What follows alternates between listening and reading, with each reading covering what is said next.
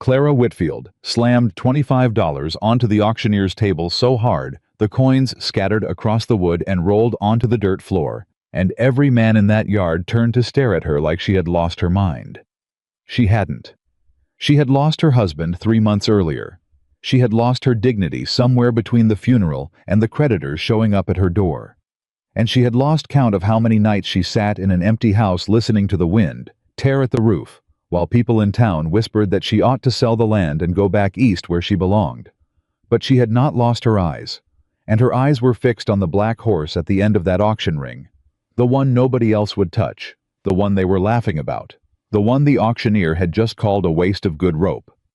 If you have ever been told you were worth nothing, if you have ever stood in a room full of people who looked right through you, then you already know exactly what Clara saw when she looked at that horse. Welcome, and if this is your first time here, please subscribe to our channel and hit that notification bell so you never miss a story. We release new stories every week, and each one is built for those of you who know that real strength does not always announce itself. Before we go any further, drop a comment below and tell us what city you are watching from. I love seeing how far these stories travel, and it means the world to me to know where you are. Now stay with us all the way to the end, because what happens to Clara and that black horse is something you are going to want to hear every single word of. The auction in Billings that July morning in 1878 was supposed to be routine. Cattle ranchers came for breeding stock. Horse buyers came for speed and bloodline papers. The wealthy families from the Yellowstone Valley came because being seen at the Billings summer auction meant something, and everything in that territory in those years meant something if enough money was attached to it. Richard Caldwell arrived in a black carriage with his name painted on the side in gold lettering, and 2 hired men walking behind him, carrying his personal ledger and his lunch. He owned more land than any single man in the county, and he wanted everyone to know it every moment of every day. He had already purchased 3 horses before noon and was feeling generous toward himself. Clara arrived on foot. She had walked 4 miles from the edge of town where she had left her wagon because one of her wheels had cracked on the road, and she did not have money to repair it yet. She wore her late husband Daniel's old coat because the morning had been cold, and it was too big on her shoulders, and a few of the men near the gate looked at her and then looked away. The way people look away from something they find embarrassing. She was 24 years old, and she had the kind of face that showed everything she was feeling, whether she wanted it to or not. Grief and exhaustion, and a stubbornness that was just starting to harden into something permanent. She had $31 in her coat pocket. That was all she had in the world. Daniel had died in April. A fever that moved fast, the doctor said, apologetically, as if the speed of it was somehow a comfort.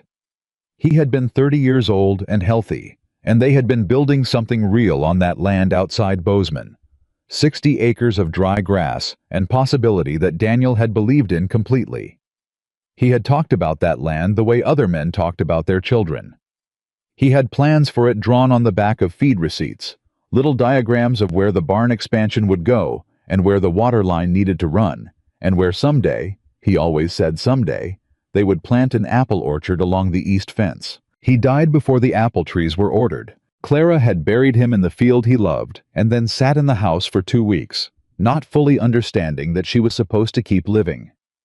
When she finally came back to herself, it was because a neighbor's boy had come to tell her that her fence was down on the north side and her 3 remaining horses had wandered off. She had gotten up, put on her boots, and walked that fence line alone for 6 hours until she found where they had gone. She had brought them back herself, in the dark, talking to them quietly the whole way, because talking kept her moving forward. That was who Clara Whitfield was. She came to the auction because she had heard there were working horses being sold at low prices, and she needed a horse that could pull weight. Her remaining animals were aging, and one of them had a bad hip that was only getting worse. She did not come looking for anything extraordinary. She came looking for something that could help her survive the next season. The auction moved through its catalog efficiently. Fine horses went for hundreds of dollars.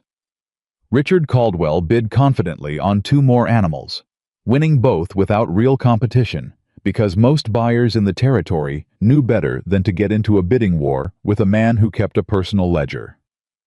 Clara watched from the side of the yard, doing math in her head, growing quietly discouraged. The working animals she might have afforded were older than she had hoped, and one was clearly lame in a way the seller was trying not to draw attention to. She was beginning to think she should save her money and come back in the fall. Then the handler at the far gate opened the latch and pulled hard on a lead rope, and the black horse came into the ring. He did not come in easily. He planted his feet and resisted, and the handler yanked the rope twice before the animal moved forward, and the crowd responded with the kind of low laughter that people use when they want to signal sophistication, when they want you to know they recognize something beneath their consideration. The horse was black from nose to tail, not a single marking anywhere on him, and he was thin in a way that suggested long neglect rather than natural leanness. His ribs showed through his coat. His head hung lower than it should have. There was dried mud caked along his left flank that nobody had bothered to clean before bringing him to the yard.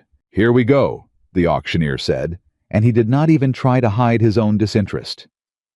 Black gelding, age uncertain, history uncertain.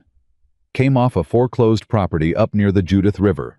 No papers, no records, no guarantees. I'll start the bidding at $10, and we'll see if anyone wants to take a chance. Nobody moved. The auctioneer waited. He looked around the yard with the patient expression of a man who had done this long enough to know when something wasn't going to sell. $10, he said again. Working horse. Strong back at minimum. Someone needs a horse for rough work, here he is.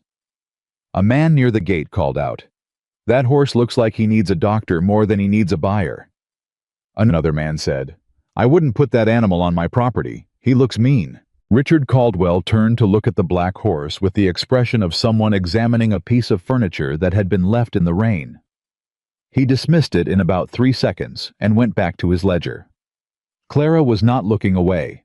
She was standing 20 feet from the horse, and she was looking at him the way she had looked at that cracked fence line in the dark. Not at what it was, but at what it was underneath. The horse's legs were straight. She could see that even through the mud and the thin frame. His hooves had not been maintained well, but their structure was correct. His eyes, and this was what held her, his eyes were not wild. They were not the eyes of an animal that had been broken, or one that had turned mean from mistreatment. They were calm and dark and deeply tired, and she recognized that look because she had seen it in her own mirror every morning for 3 months. That horse was not ruined. He was exhausted. There was a difference. She knew there was a difference because she was living that difference herself.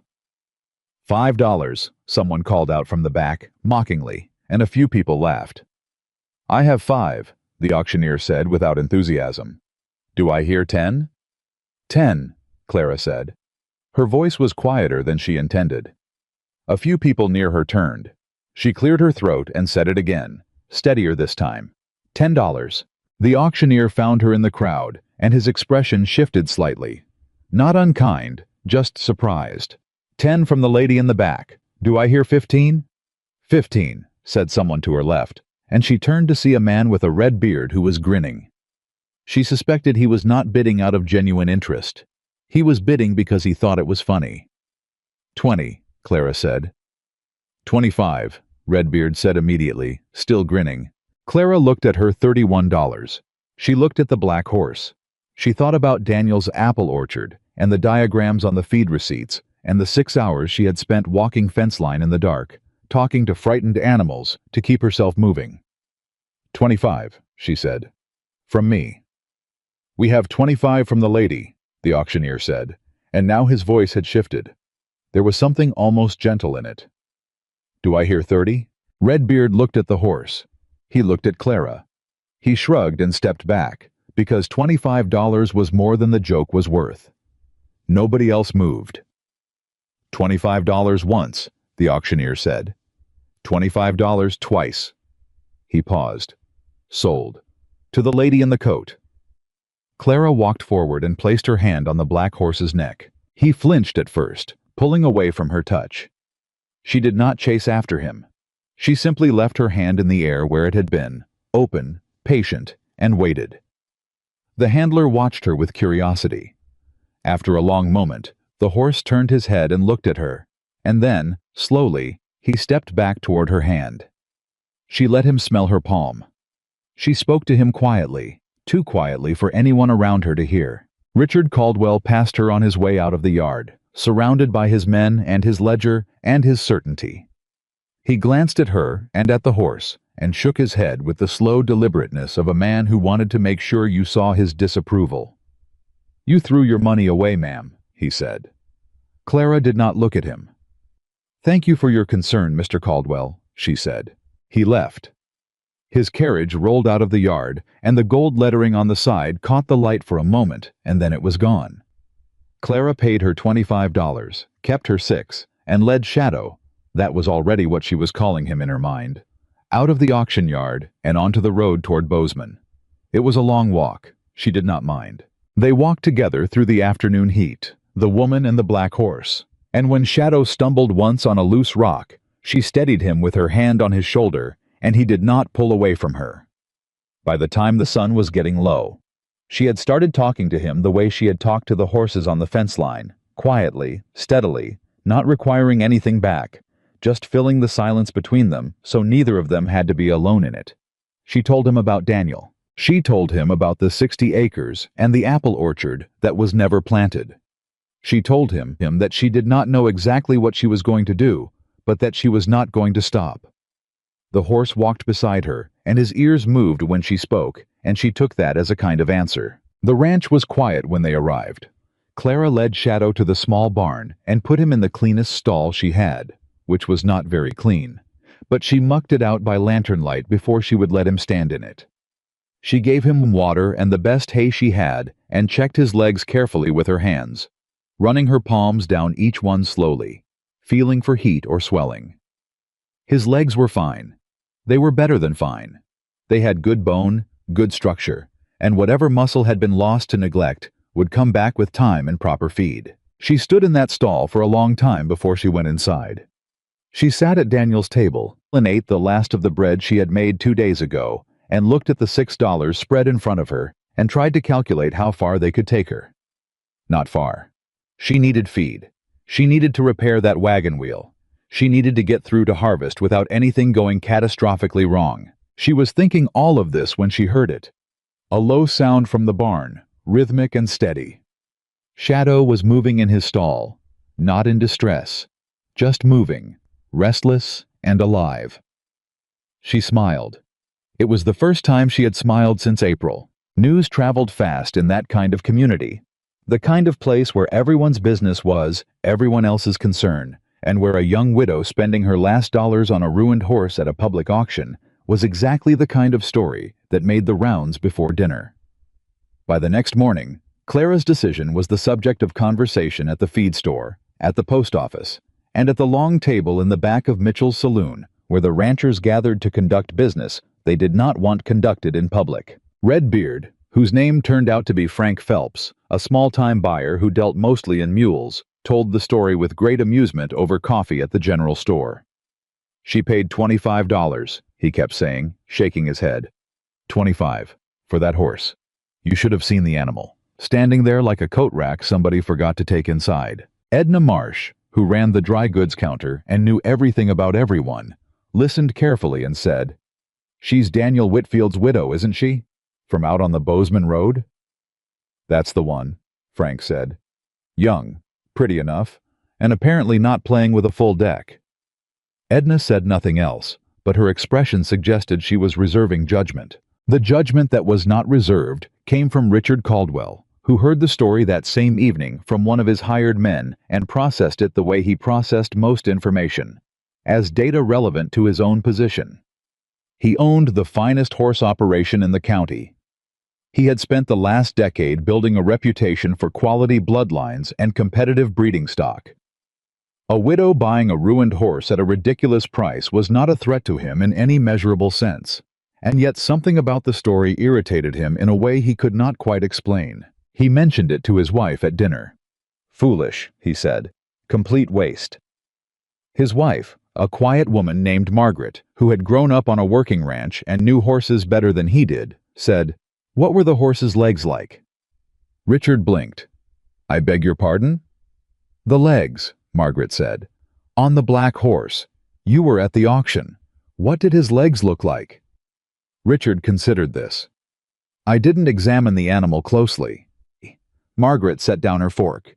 You never do. The conversation moved on, but something in that exchange sat in Richard Caldwell's chest for the rest of the evening, small and uncomfortable, like a stone in a boot. Samuel Turner came to Clara's ranch on the third day. He was 62 years old and had lived in that valley his entire life and knew horses the way some men know the land. Not from books or theory, but from decades of daily contact, from watching animals move and listening to the sounds they made, and reading the language of small physical details that most people looked right past. He had a reputation for being blunt and a separate reputation for being right. And in that part of Montana, the second reputation was the one that mattered. He came without announcing himself. He pulled his horse up to Clara's fence line and sat there until she came out of the barn and saw him. "Morning," he said. "Morning, Mr. Turner." She had met him twice, briefly, at community events. She knew who he was. "Heard you bought a horse at the Billings auction." "Word gets around." "Always does." He did not get down from his horse. He tilted his hat back and looked at the barn. "Mind if I see him?" Clara considered this for a moment. "You going to tell me I made a mistake?" "I don't know yet," Samuel said. "That's why I want to see him." She led Shadow out into the open for him. Samuel sat very still on his horse and watched for a long time without saying anything. Shadow had been at the ranch 3 days, and Clara had been feeding him carefully. Small amounts frequently, good hay, clean water, no demands on his body yet. He was still thin, but the dullness in his eyes had started to lift. He stood in the morning light and looked back at Samuel with the same steady patience he had started showing Clara. "How are his legs?" Samuel asked. "Perfect," Clara said. "I checked them the night I brought him home." "Feet?" Overgrown but structurally sound. I've got the farrier coming next week." Samuel made a sound that was not quite agreement and not quite disagreement. "How does he move?" "Walk him?" Clara asked. "Please." She led Shadow in a wide circle and then reversed and brought him back, and Samuel watched every step. "He favors nothing," Samuel said. This was not a question. "Not a single thing," Clara confirmed. Samuel was quiet again for a long moment. Then he said, "Where did he come from?"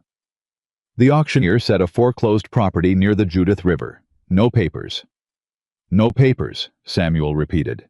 He said it the way you repeat something when the absence of a fact is itself informative. No papers doesn't mean no history. It means whoever owned him before didn't bother to keep records, or couldn't afford to. Or wanted to hide them, Clara said. Samuel looked at her sharply. "That's a specific thought to have." "I've had 3 days to think about it," she said. "A horse with legs and movement like his doesn't end up at a foreclosure auction by accident. Either someone made a bad decision about him somewhere along the line, or someone wanted him gone." Samuel looked at Shadow for another long moment. "You know what you paid for him?" "Yes." "And you know what the men in town are saying?" "I imagine so. And you're standing here anyway." "I'm standing here anyway," Clara agreed. Samuel finally got down from his horse. He walked to Shadow slowly, letting the animal take his measure, and Shadow stood still and watched him come.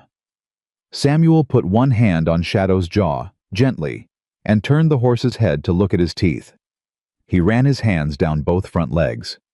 He stepped back and looked at the hindquarters and the angle of the hips.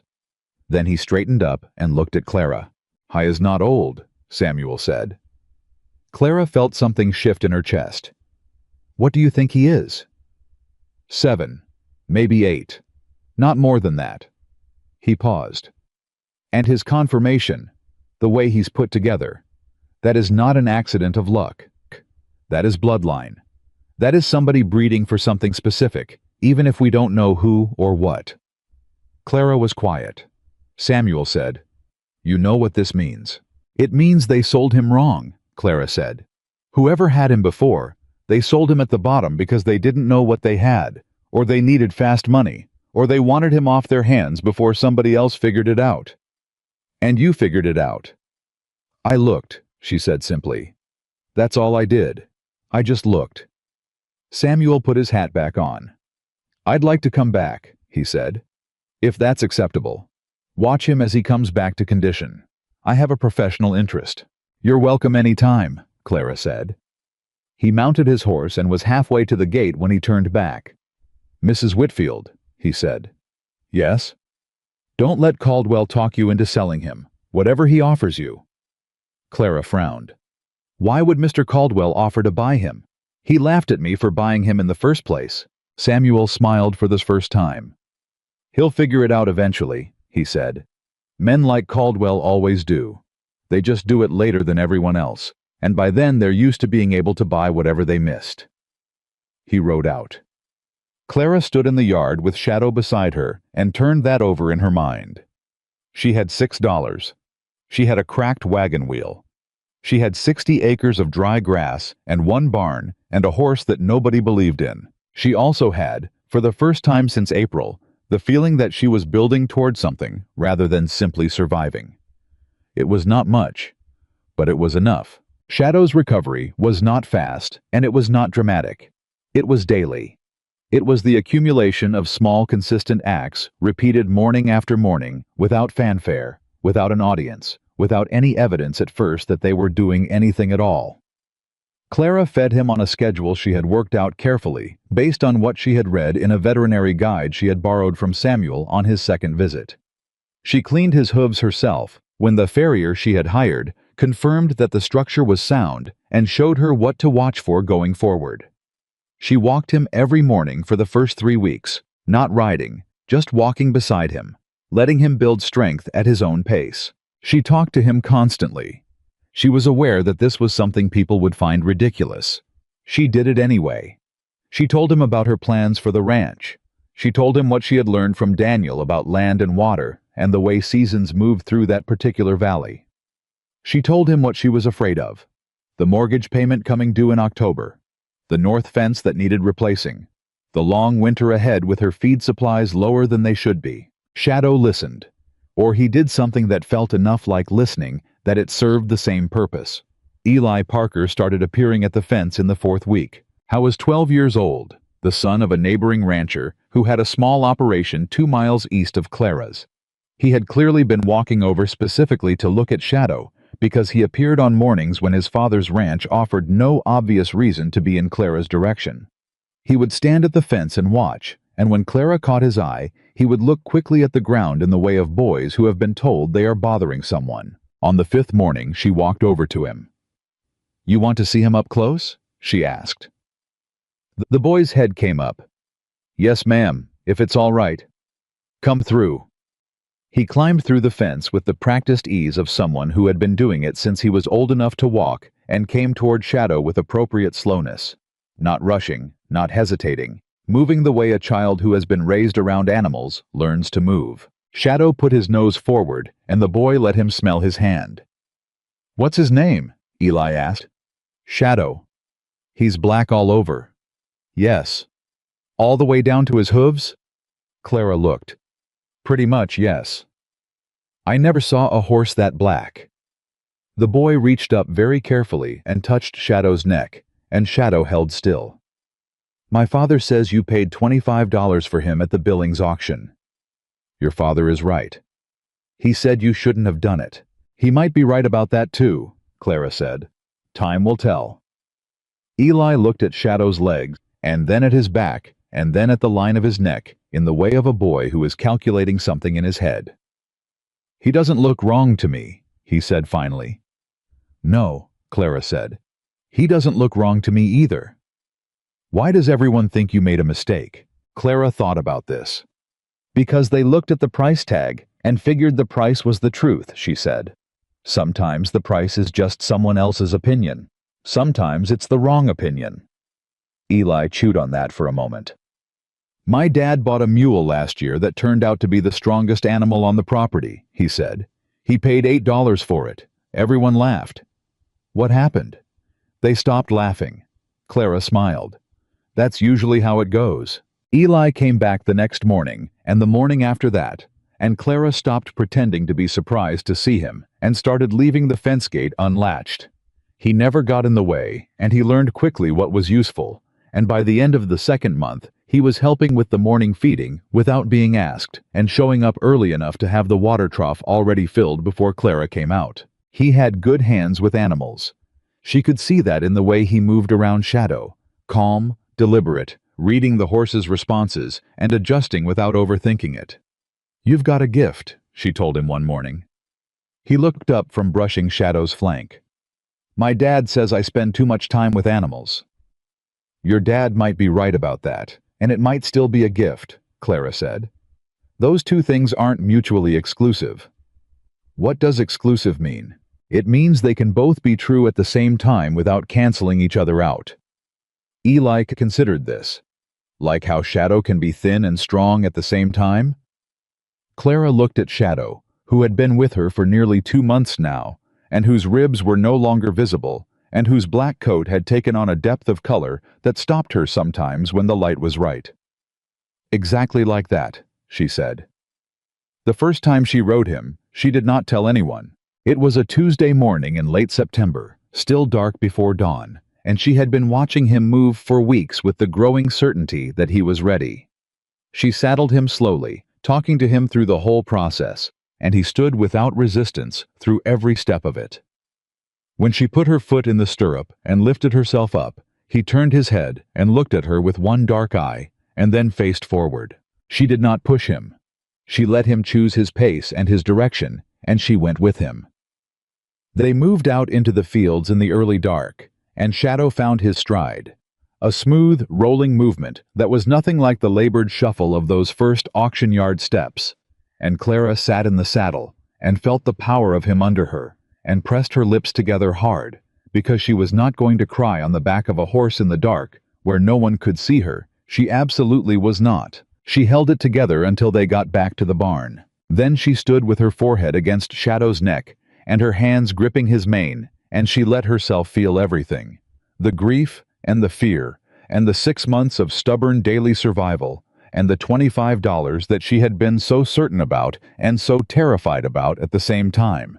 And she let herself feel the joy of being right, which is its own particular complicated thing when you have been told so many times by so many people with such confidence that you were wrong. Shadow stood completely still and let her hold on. When she finally straightened up, she wiped her face on her sleeve and looked at him. "All right," she said. "Now we start the real work." She was not wrong. October brought the mortgage payment and the reality that $6 did not go far, even with careful management. Clara sold some of her hay surplus, less than she would have liked, but enough. She repaired the wagon wheel herself, using a method Daniel had written down in a small notebook she had found in his coat pocket. A notebook she had been carrying with her every day since she found it, without quite being able to say why. She stretched every dollar in that notebook's careful handwriting further than a dollar should stretch. She also began to notice that Shadow was drawing attention in ways she had not anticipated. People passing on the road would stop and look. Not the kind of stopping and looking that came from pity or amusement. That phase had largely passed as the weeks went on, and people stopped finding a widow and her black horse a funny story. This was different. This was the stopping and looking of people who knew horses and were seeing something they had not expected to see. Samuel Turner noticed it when he came for one of his regular visits. "People are talking again," he said. "Different kind of talking than before." "What are they saying?" Clara asked. "They're saying your horse doesn't look like the same animal that came out of that Billings auction yard." "He isn't," Clara said. "The animal that came out of that yard wasn't being given a chance. This is the same horse with a chance." "Caldwell heard," Samuel said. He sent one of his men by to look. Clara stopped what she was doing. "When?" "Thursday, I think. You were in town." She was quiet for a moment. "He couldn't come himself?" "He never does at first," Samuel said. "He sends a man first, gets a report, then decides if the thing is worth his time."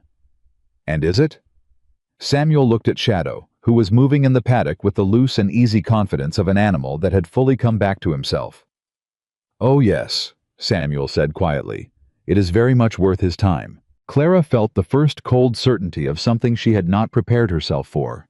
That winning, in its own way, could bring as much trouble as losing. She had spent 6 months fighting to keep Shadow alive and healthy, and growing into what she had seen in him from that first moment in the auction yard. She had not spent much time thinking about what happened when other people began to see it too. "He'll want to buy him," she said. Yes, Samuel said. "I won't sell." Samuel said nothing. "I won't," she said again, with more conviction, as if the repetition could stand in for armor. Samuel picked up his hat and turned it in his hands. "I believe you," he said.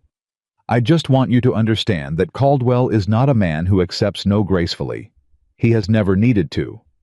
In his experience, everything has a price, and the only variable is how much he has to offer before the other person sees reason." He paused. "He will assume you are no different." Clara looked at Shadow and then back at Samuel. "Then he's going to learn something new," she said. The cold came in November, with no apology, and Clara moved through the early winter days with the particular intense focus of a woman who cannot afford to let anything slip. She kept Shadow's stall warmer than her own house, and she rose twice in the night during the first hard freeze to check on him because she could not afford to lose him, and also because, she admitted to herself in the privacy of those cold, dark barn visits, she did not want to lose him in ways that had nothing to do with money. He had become hers, not as property, not as investment, as something else, a witness, maybe, to the months of rebuilding she had done. He had seen the worst of it, and he was still here, and she was still here, and there was something in that shared survival that she could not name, but was not willing to let go of. Eli came every morning, even in the snow. Clara had stopped suggesting he should stay home on bad days because he never listened, and she had started suspecting that the ranch was a more welcome place for him than the one he was coming from. She did not push on this. She simply kept the gate unlatched. One morning in December, Eli was brushing Shadow's neck, and he said without looking up, "Mr. Caldwell came to our property last week." Clara set down what she was doing. "He did?" "To talk to my father." Eli's voice was carefully neutral. "About your horse." "What did he say?" Eli was quiet for a moment. "He said you didn't know what you had. He said he did. He said your horse was going to waste on a small operation, and he should be on a real ranch where he could be properly worked and developed." Another pause. "My father told me afterward." "What did your father say to him?" "He said it wasn't his horse to have an opinion about." Clara let out a slow breath. "Good man." Mr. Caldwell didn't like that answer much. Eli finally looked up. "He's going to come to you himself, isn't he?" "Probably," Clara said. "What are you going to say?" Clara looked at Shadow, at the black coat that had become so deep it seemed to absorb the light around it, at the strong lines of a horse that had traveled from near ruin to this, to standing solid and full and alive in a clean stall in the middle of a Montana winter, because someone had looked at him and decided to see. "I'm going to say no," Clara said. "Even if he offers a lot of money?" "Even then." Eli looked back at Shadow. "I believe you," he said. "I just wanted to hear you say it." She said it, and she meant every word. Richard Caldwell came on the first Thursday of January. He came himself this time. No hired men, no ledger, just the man and his carriage, and the gold lettering that caught the cold winter light as he pulled up to Clara's gate. She saw him coming from the barn window, and she finished what she was doing before she went out to meet him, because she was not going to let him see her rush. He stood at her fence with his hat in his hands and the courtesy of a man performing courtesy rather than feeling it. "Mrs. Whitfield," he said. "Mr. Caldwell," she said. "I won't waste your time with small talk. I'd like to purchase your black horse." "He's not for sale." Caldwell nodded slowly, as if this were a predictable opening position rather than a definitive answer. "I understand the animal has sentimental value to you at this point. I can appreciate that. I'm prepared to offer you $400. Clara looked at him for a moment without speaking. $400 was 16 times what she had paid. $400 would repair everything that needed repairing on her property, pay the mortgage for 2 years, and leave enough over to buy the feed and supplies she needed to get through another winter in real comfort. She felt the weight of that number. She let herself feel it fully, because she was not going to pretend it was not real. Then she said, "No." Caldwell blinked. "I don't think you heard me clearly. $400. "I heard you clearly," Clara said. "The answer is no." He studied her for a moment with the particular expression of a man recalculating. "Mrs. Whitfield, I am trying to help you. You are a widow managing a difficult property alone. $400 would change your situation considerably." "My situation is my business, Mr. Caldwell." "I'm simply pointing out." "You're simply pointing out what you think I need," Clara said, and her voice was still quiet, but there was an edge in it now that had not been there at the beginning of the conversation. "You're assuming that because my situation looks difficult from the outside, I must be waiting for someone like you to come along and make it easier by taking away the thing that matters to me. I'm not waiting for that. I was never waiting for that." Caldwell's expression had shifted. The courtesy was still there, but it was thinner now. "It's a horse," he said. "He's my horse," she said. "A horse you bought for $25. "That's right." "And you're refusing $400 on the grounds of—" "What exactly?" Clara looked at Shadow across the yard, standing in the paddock where Eli had turned him out that morning, moving slowly in the cold air with the loose, liquid ease of an animal in his prime. "On the grounds that he was entrusted to me," she said finally. "And I'm not finished with that trust." Caldwell put his hat back on. His face had gone closed and careful. "I'll come back," he said, "when you've had time to think it over." "You can come back," Clara said. "The answer will be the same." He left. Clara stood at her fence and watched the carriage go, and listened to the cold wind move through the dry grass, and felt the silence of the ranch settle around her. The 60 acres and the small barn and the house and the horse who was standing in the paddock watching the carriage leave with his ears forward and his head high and his black coat gleaming in the January light, like something that had never been broken at all. Caldwell's carriage was barely out of sight when Eli appeared at the gate. He had been in the barn the whole time. Clara had known he was there. She had heard him go still the moment Caldwell pulled up. That particular quality of silence that a 12-year-old boy produces when he is trying very hard not to be noticed. She had not sent him away. She had figured he would learn something useful from listening. $400, Eli said. He was not asking. $400, Clara confirmed. "And you said no." "And I said no." Eli leaned against the fence post and looked at Shadow in the paddock. He was quiet for a long moment in the way that she had come to recognize. He was not preparing to argue with her. He was trying to understand something, working it through in his head before he spoke. "My father would have said yes," he said finally. "I know. Most people would have said yes. I know that too. But you didn't." "No," Clara said. "I didn't." He looked at her. "Are you scared?" She thought about lying and decided against it. "Yes," she said. "Some. $400 is real money, and I am not in a position where I can pretend it isn't." She paused. "But being scared of something and doing it anyway or not doing it, that's still a choice. The fear doesn't make the choice for you." Eli absorbed this. "What if he comes back with more?" "Then I'll say no to more." "What if he—" The boy stopped. "What?" "What if he does something that isn't asking?" Clara looked at him carefully. "What do you mean by that?"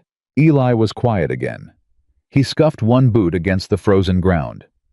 "My father says Mr. Caldwell has a way of making things difficult for people who don't cooperate with him. He says a man who owns as much land as Caldwell owns doesn't have to do anything openly because everything he needs done, he can have done around the edges." He looked up. "He said that to my mother when he thought I wasn't listening, but I was listening." Clara stood very still for a moment. She had not been unaware of Caldwell's reputation. You did not live in the Yellowstone Valley without collecting information about the man who owned a third of the productive land in it. She had heard the stories. The small rancher 2 valleys over, whose water rights had mysteriously come under dispute after he refused to sell a strip of land. Caldwell wanted for a road. The feed merchant who had declined to give Caldwell favorable pricing and found himself quietly dropped from the contracts of every major ranch operation in the county. These were stories, not proof. But stories in small communities were rarely pure invention. "I appreciate your father telling you that," she said carefully. "And I appreciate you telling me. Are you worried?" She looked at Shadow. He had moved to the fence and was watching them both with the calm attentiveness he had developed. A horse that had learned to read the emotional temperature of the people around him with surprising accuracy. "I'm paying attention," she said. "That's different from worried." She meant it when she said it. She kept meaning it through January, when nothing particular happened. Caldwell did not return. No one came to the property. No mysterious trouble presented itself. The month was simply cold and hard and relentlessly daily, in the way that Montana winters were. And Clara worked through it with her head down and her hands busy, and Shadow growing stronger and more impressive with every week that passed. Samuel Turner came in the second week of February and stood in the paddock and watched Shadow move for 20 minutes without saying a single word. "Talk," Clara finally said. "I'm thinking," Samuel said. "Think out loud." He turned to her. He had the look of a man who has worked something out and is not entirely comfortable with what he has worked out. "I need to tell you something I probably should have told you sooner." Clara waited. "I know where he came from," Samuel said. The cold air between them seemed to sharpen. "Shadow," Samuel said. "I know his history, or most of it." He took a breath. "There was a man named Harlan Webb who ran a breeding operation up near the Judith River. Quality horses, good stock, some of the best conformation lines in the Northern Territory. He had a stallion that he brought down from a Canadian operation about 10 years ago. Paid a great deal of money for him. Built his program around that blood. And," Clara said, "Harlan died 3 years ago. Debt. His family tried to keep the operation going for about a year, and then the whole thing went under. The bank took the property. The horses were sold off in pieces. Some to neighboring operations, some at auction, some in private deals." Samuel paused. "I wasn't certain until I watched him move just now, but that horse," he nodded toward Shadow, "that horse carries Harlan Webb's line. I'd stake my reputation on it." Clara was quiet for the long moment. Her mind was moving fast. "What did Harlan's line produce?" she asked. "Endurance horses," Samuel said. "Not racers. Not show horses. Working horses that could go 20 miles in a day and do it again tomorrow. Strong, calm, willing. The kind of animal you want when things go wrong, not when things are easy." "A drought horse," Clara said softly. Samuel looked at her sharply. "What made you say that?" "Because that's what we're going to need," she said. "This valley's had 2 wet years in a row. People have gotten comfortable.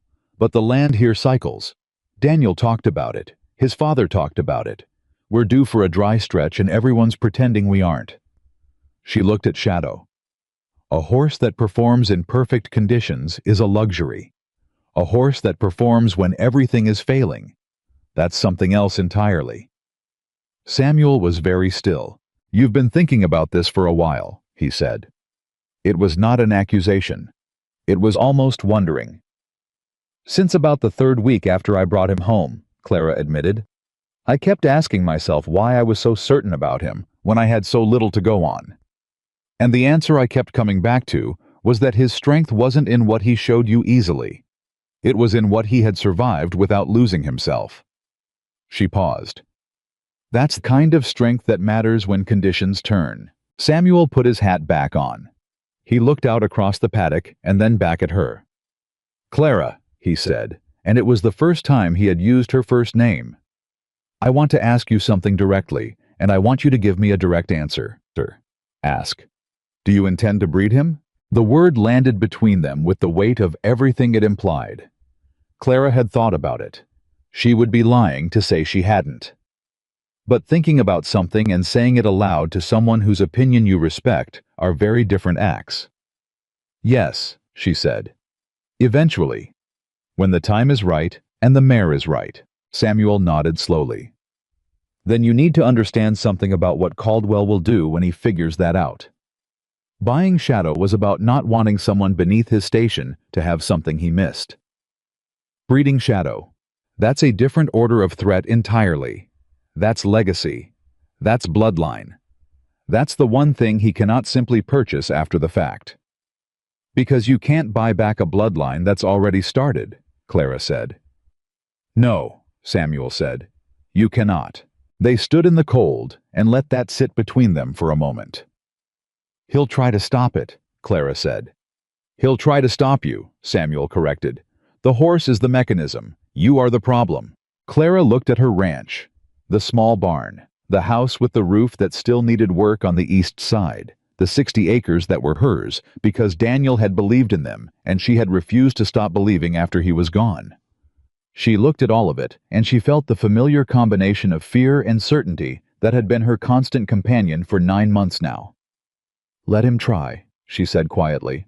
The attempt came in March, and it came sideways, the way Samuel had warned her Caldwell's moves usually did. It started with a water dispute. The creek that ran along Clara's eastern boundary had always been understood, by tradition, if not by formal documentation, to flow through her property freely. In March, Caldwell's men appeared on the ridge above that boundary and began construction on what they described as a water management structure for Caldwell's upper grazing land. The structure, when complete, would redirect a significant portion of the creek's flow. It was entirely legal, technically. The water rights in that part of Montana Territory were a tangle of informal agreements and outdated surveys that no one had bothered to formalize because the valley had been wet enough that it hadn't mattered. Caldwell had clearly bothered to have someone look at that tangle very carefully. Clara found out on a Tuesday morning when Eli came running from the east fence line with the information that men were up on the ridge with lumber and tools. She rode out to see, and she sat on Shadow's back and looked at what they were building, and felt something cold that was not the March wind settle in her chest. She rode to Samuel's that afternoon. He opened his door before she had finished tying Shadow to the fence, which told her he had already heard. "Come in," he said. His kitchen was warm and smelled like coffee, and he poured her a cup without asking and sat down across from her. He moved fast, Clara said. He'd been planning it, Samuel said. This isn't a response to your refusal in January. This is something he had ready. He was waiting to see if you'd sell. And when I didn't, he stopped waiting. Clara wrapped both hands around the coffee cup. How bad is it? Bad enough, Samuel said honestly. If he completes that structure and redirects the flow the way they're planning, your eastern pasture goes dry in summer, which means your hay yield drops, which means your winter feed costs go up, which means I can't sustain Shadow at the level he needs without selling other things, Clara said flatly. Or selling him. That's the calculation he's made, Samuel said. Yes. The silence in the kitchen was the kind that has weight. What are my options? Clara asked. You could contest the water rights. There's a land surveyor in Billings who's done good work on exactly this type of dispute. It would take time, and it would cost money you probably don't have readily available. And while it's being contested, the structure gets built. Yes. What else? Samuel looked at his coffee. You could go to him. Tell him you've reconsidered. Negotiate a sale price that you can live with. Clara said nothing. I'm not recommending it, Samuel said carefully. I'm listing options. What else? Clara said again. Samuel looked up at her. You could fight him, he said. Not legally, publicly. You could make enough noise that what he's doing becomes a story people talk about. A powerful man using water rights to squeeze a widow off her land because she wouldn't sell him her horse. In this valley, that story has legs. People here have long memories about land and water and men who use one to take the other. Clara was quiet for a moment. Would it work? I don't know, Samuel said. But I know that Caldwell cares about his reputation almost as much as he cares about his land. He does things around the edges precisely because he doesn't want to be seen doing them directly. Shine a light on it, and he may decide the horse isn't worth the story. Clara set down her coffee cup.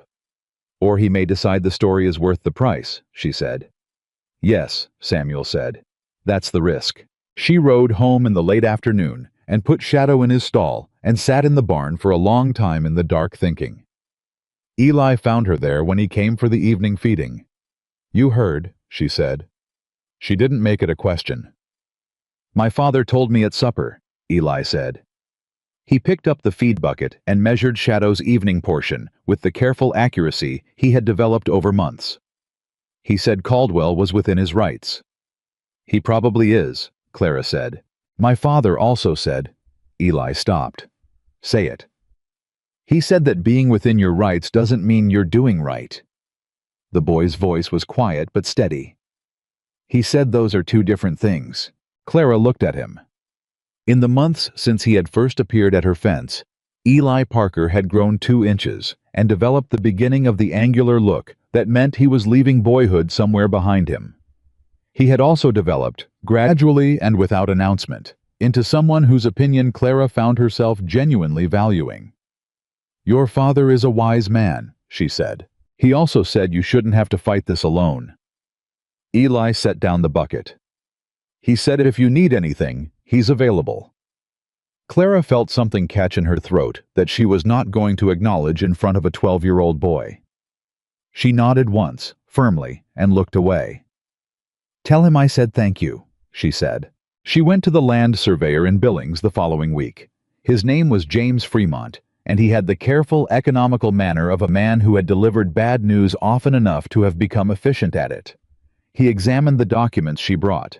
The original property survey from when Daniel had purchased the land. The informal water use agreements that existed in letters between their family and the neighbors. The rough notes she had made about the Caldwell construction. And he was quiet for a long time. Your position is defensible, he said finally. Defensible is not the same as strong, Clara said. No, he agreed. It is not. The water rights in this region have never been formally adjudicated. There are informal agreements and historical practice, and the law has generally held that historical practice matters. But Caldwell surveyors have identified a gap in your documentation that gives him standing to make the claim he's making. How long would a contest take? 6 months to a year, possibly longer. And the cost? He told her. She kept her face. The number was not impossible, but it was larger than anything she had in reserve, and would require borrowing money. She was not certain she could borrow at terms she could manage. She thanked Fremont for his time, and rode home doing arithmetic in her head that kept coming out the same disheartening way. That evening, she sat at Daniel's table with his notebook open in front of her, and she looked at his careful handwriting. The diagrams, and the plans, and the apple orchard she had been slowly, stubbornly working toward in her own way. She had planted 3 apple trees along the east fence in October. They were young and small and not yet certain things, but they were there. She thought about what she was willing to lose. She thought about Shadow in his stall, and the way he had stood completely still when Caldwell came, watching the carriage go, his ears forward and his head high, unintimidated by the gold lettering and the hired men and the certainty of wealth. She thought about the valley and the dry years coming that she could feel in the way the land felt when she walked it. A subtle dryness under the winter wet, a thirst in the soil that the rain was not quite meeting. She made a decision. In the morning she rode to see every small ranching family in the valley she knew well enough to call on directly. There were 9 of them within reasonable distance. She did not go to ask for money. She went to talk about water. She told them what Caldwell was building and what it would mean for her eastern pasture. Then she said something that surprised most of them. She told them it would not stop at her property. A man who redirected water once and got away with it had established that he could do it again. The informal agreements that governed water use in this valley were not formal rights. They were customs, and customs lasted only as long as everyone respected them. Caldwell was demonstrating that he did not feel bound by them when they conflicted with his interests. She was not wrong.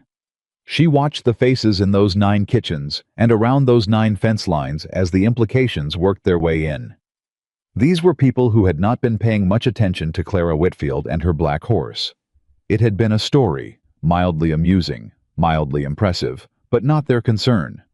Water was everyone's concern. By the end of the week, she had 7 of the 9 ranching families willing to put their names on a formal letter to the Territorial Land Office, requesting a review of water rights across the entire Eastern Valley drainage. The 8th said he needed more time. The 9th was a man named George Pratt, who had done business with Caldwell for years and whose loyalties were not hard to read. Clara brought the 7-family letter to Samuel Turner. He read it. He read it again. Then he looked up at her with an expression she had not seen on him before. It was something between admiration and something that was working on becoming awe. "You organized this in a week," he said. "The water argument was obvious," Clara said. "I just made sure they heard it from someone other than Caldwell's men." "This changes things," Samuel said. "That's the idea. Caldwell is going to be furious." "Good," Clara said. "Angry men make mistakes. Calm men with enough power just wait you out. I'd rather he be angry." Samuel set the letter down. "You know he'll retaliate." "He's already retaliating," Clara pointed out. "This is me retaliating back." Caldwell sent a man to her property 3 days after the letter was filed. Not to make an offer this time. The man, a lawyer named Aldrich, who spoke with the precise, clipped courtesy of someone who had been trained to deliver threats as if they were professional advice, informed Clara that Mr. Caldwell was deeply disappointed by her decision to involve outside parties in what had been a private property matter and hoped she would reconsider the wisdom of making a local dispute into a territorial concern. Clara offered him coffee. He declined. She said, "Please tell Mr. Caldwell that I have given the matter careful consideration, and I look forward to the territorial review." Aldrich looked at her with the expression of a man who cannot quite decide if he is being dismissed or managed. "Mr. Caldwell had hoped," he began. "Mr. Caldwell can hope all he likes," Clara said pleasantly. "The letter has been filed. What happens next is not up to either of us." He left. Eli, who had witnessed this from the barn doorway, appeared at Clara's elbow almost immediately. "Was that a lawyer?" he asked. "Yes." "Are you in trouble?" "Everyone's in some kind of trouble," Clara said. "The question is whether you're in the kind you chose or the kind that chose you." She picked up her gloves from the fence post. "I chose this kind. That makes it easier to stand in." April arrived, and with it a development that none of them had anticipated. A territorial newspaper out of Helena ran a brief item about the water rights review. It was not a prominent story. A paragraph in the land and property section, the kind of item that most readers passed over. But it named Caldwell by name, and it named Clara Whitfield, and it described the situation with enough accuracy that it was clear someone with real knowledge of the dispute had spoken to the reporter. Clara had not spoken to the reporter. She suspected Samuel had. She did not ask. If she did not ask, she did not know. And if she did not know, she could not be held responsible for whatever conversation had or had not taken place in whatever setting it had or had not occurred in. This was a form of courtesy she extended without comment. The item reached Caldwell on a Thursday, and by Friday morning, Samuel had heard from 3 different sources that Caldwell was in a fury that was unusual even by his standards. The construction on the ridge had slowed. Not stopped, but slowed in the way that things slow when the people doing them have become uncertain whether they should continue. And then something happened that Clara had not predicted and could not have predicted.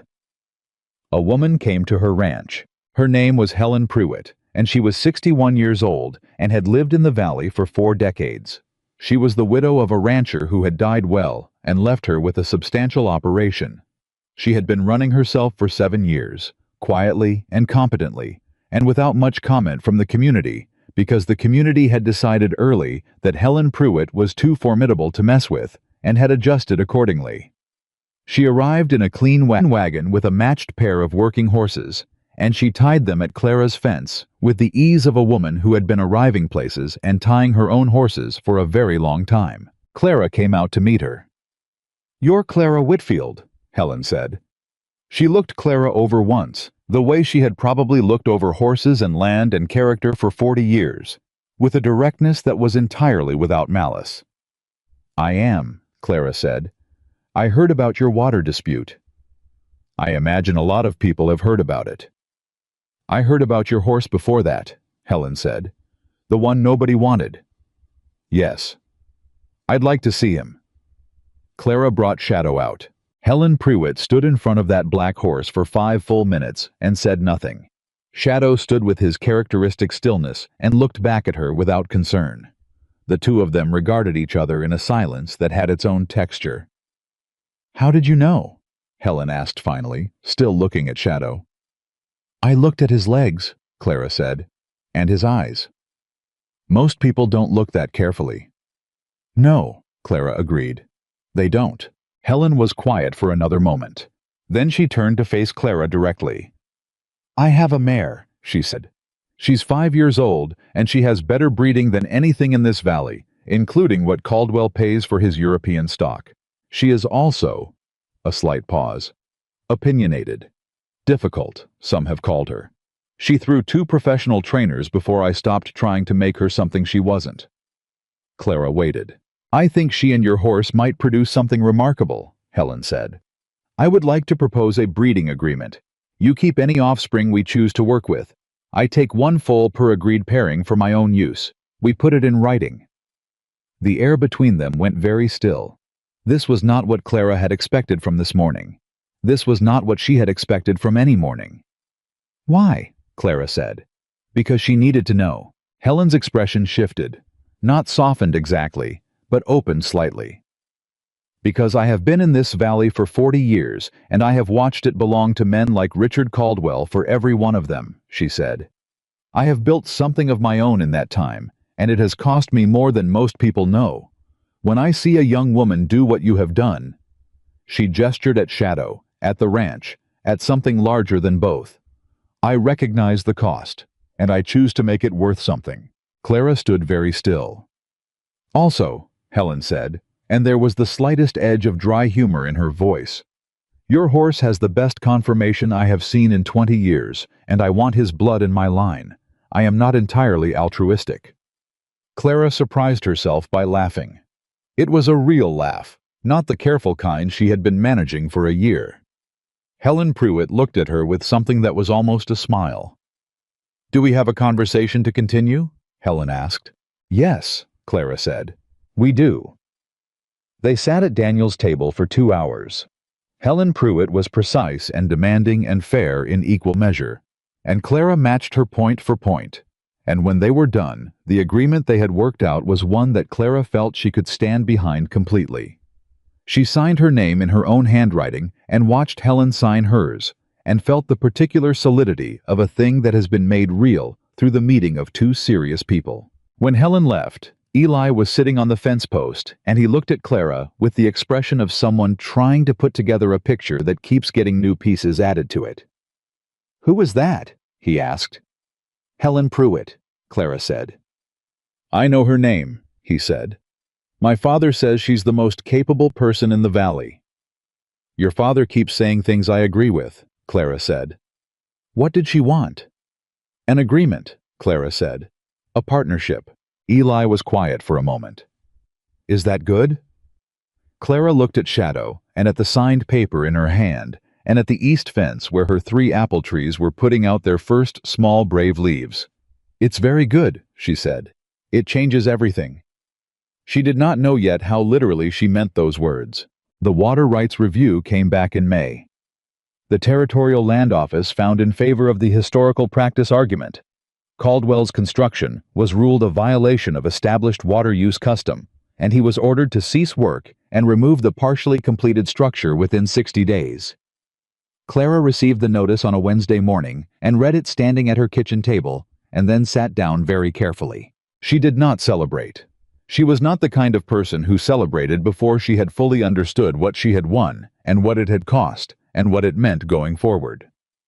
She sat with the notice and turned it over in her mind, and when she had finished, she folded it carefully and put it in Daniel's notebook between 2 of his apple orchard diagrams, because that was where it belonged. Then she went out to the barn and told Shadow about it. He listened with his ears forward and his eyes steady. "I know," she said. "It's not finished. He won't accept this gracefully." She ran her hand along the crest of his neck. "He never does." She was right. Caldwell appealed the ruling. The appeal would take months to resolve. In the meantime, the construction stayed as it was. Incomplete, neither moving forward nor being removed, suspended in the legal limbo of a contested decision. And in that limbo, while lawyers argued over words and surveys and historical records, Clara Whitfield and Helen Pruitt bred shadow to Helen's difficult, opinionated, magnificently built mare on a warm morning in late May, and waited to see what the world would make of it. Show more. The foal came on a Thursday night in early April, almost a year to the week since Clara had walked into that Billings auction yard and put $25 on a horse nobody wanted. She had been checking on Helen's mare every evening for 2 weeks, riding over in the last light after her own work was done, sitting with the animal in the quiet of Helen's barn and waiting. Helen always had coffee ready when Clara arrived, and they would sit together and talk or not talk with the ease of two women who had moved past the stage of performing conversation and into the more comfortable territory of simple company. On the Thursday night the foal came, Clara almost didn't go. She was tired in a way that had accumulated over weeks, and she stood in her own kitchen with her coat half on and argued with herself for a solid minute. Then she put the coat the rest of the way on and went. She arrived to find Helen already in the stall, calm and focused, and the mare working hard, and she pushed up her sleeves and helped without being asked. And 3 hours later, the foal was on the ground, dark, wet, struggling upright on legs that seemed too long for the rest of him. And Clara sat back on her heels and looked at him and felt something move through her that she could not name precisely. It was not pride exactly. It was something older than pride. Recognition, maybe. The feeling of seeing something you believed in before it existed, finally standing in front of you in the world. Black, Helen said quietly, from the other side of the stall. All the way down, Clara said. Just like his father. Helen looked at the foal for a long time. Her face, which Clara had learned was not a face that gave much away under normal circumstances, had gone open and unguarded in the way that new life occasionally forces even the most disciplined people. He's correct, Helen said finally. It was the highest compliment in her vocabulary. Correct meant the bones were right, the angles were right, the proportions were right. Correct meant this animal had been built properly, from the inside out. Yes, Clara said. What will you name him? Clara had been thinking about this for weeks. She had a list in Daniel's notebook, crossed out and reconsidered and crossed out again. Nothing had felt right until this moment, looking at a black foal pulling himself upright on a hay-covered floor in the lamplight. Legacy, she said. Helen nodded once. Good. They sat with the mare and her foal until the animal was steady on his feet and nursing, and then Clara rode home through the dark on shadow and arrived back at her own barn as the first gray light was starting behind the hills. She unsaddled him and rubbed him down and stood with her forehead against his neck. You have a son, she told him. Shadow breathed slowly and steadily. She slept for 4 hours and then got up and went back to work. Word reached Caldwell by the end of the week. She had expected that. She had not expected the particular form his response would take, which was silence. He made no move, sent no lawyer, offered no new price. He simply went quiet in the way of a man who has recalculated and is working out a new approach. In Clara's experience, which had been expanding rapidly over the past year, that kind of silence was more unsettling than direct action. Direct action you could respond to. Silence you had to wait out. Samuel Turner identified the new approach before anyone else did. He came to Clara's ranch on a Saturday in May with the look of a man carrying information he had been sitting with long enough to know its weight. He's going to the territorial horse competition, Samuel said. Clara was mending fence, and she did not stop working. Caldwell always enters the competition. He enters every year. This year he's entered 4 horses, Samuel said. He's been buying since February, quietly, through third parties. Horses from California, one from Texas, one from as far as Kentucky. He spent more money on this entry than he has in the previous 5 years combined. Clara's hands slowed on the fence wire. He's building a case, she said. He's building a statement, Samuel corrected. 4 horses at that level, with that pedigree. Even if he doesn't win, he dominates the conversation. He makes himself the standard. He makes the competition about what money can do. He paused. And then nobody is talking about a widow's black horse from a failed operation and what it might mean for bloodlines in this valley. Clara set down her tools and looked at Samuel directly. He wants to drown out the story before it becomes the story. Yes. She was quiet for a moment. When is the competition? September, the Bozeman Territorial Show. That's 4 months. Yes. Clara picked up her tools again. She worked 3 more staples into the fence wire before she spoke. What would it take, she said carefully, to enter Shadow in the Working Horse Division? Samuel blinked. Enter Shadow. The Working Horse Division. Not the breeding show, not the racing division. The working class. Endurance, temperament, functional performance. She kept her hands moving on the wire. That's what he was bred for. That's where he belongs. Clara. What would it take? She said again, and her voice was steady. Money, Samuel said. Entry fees, transportation, a formal evaluation of his lineage to satisfy the registration requirements, which means someone credentialed putting their name on a statement about his bloodline. Would you do it? She asked. The lineage statement. Samuel was quiet. You've said you'd stake your reputation on Harlan Webb's line, Clara said. I'm asking you to actually do that. Put your name on the paper. Samuel Turner looked at her for a long moment. He was 62 years old and had spent 4 decades building a reputation in this valley that was his most valuable possession. Putting his name on a lineage claim for an unpapered horse was not a small thing.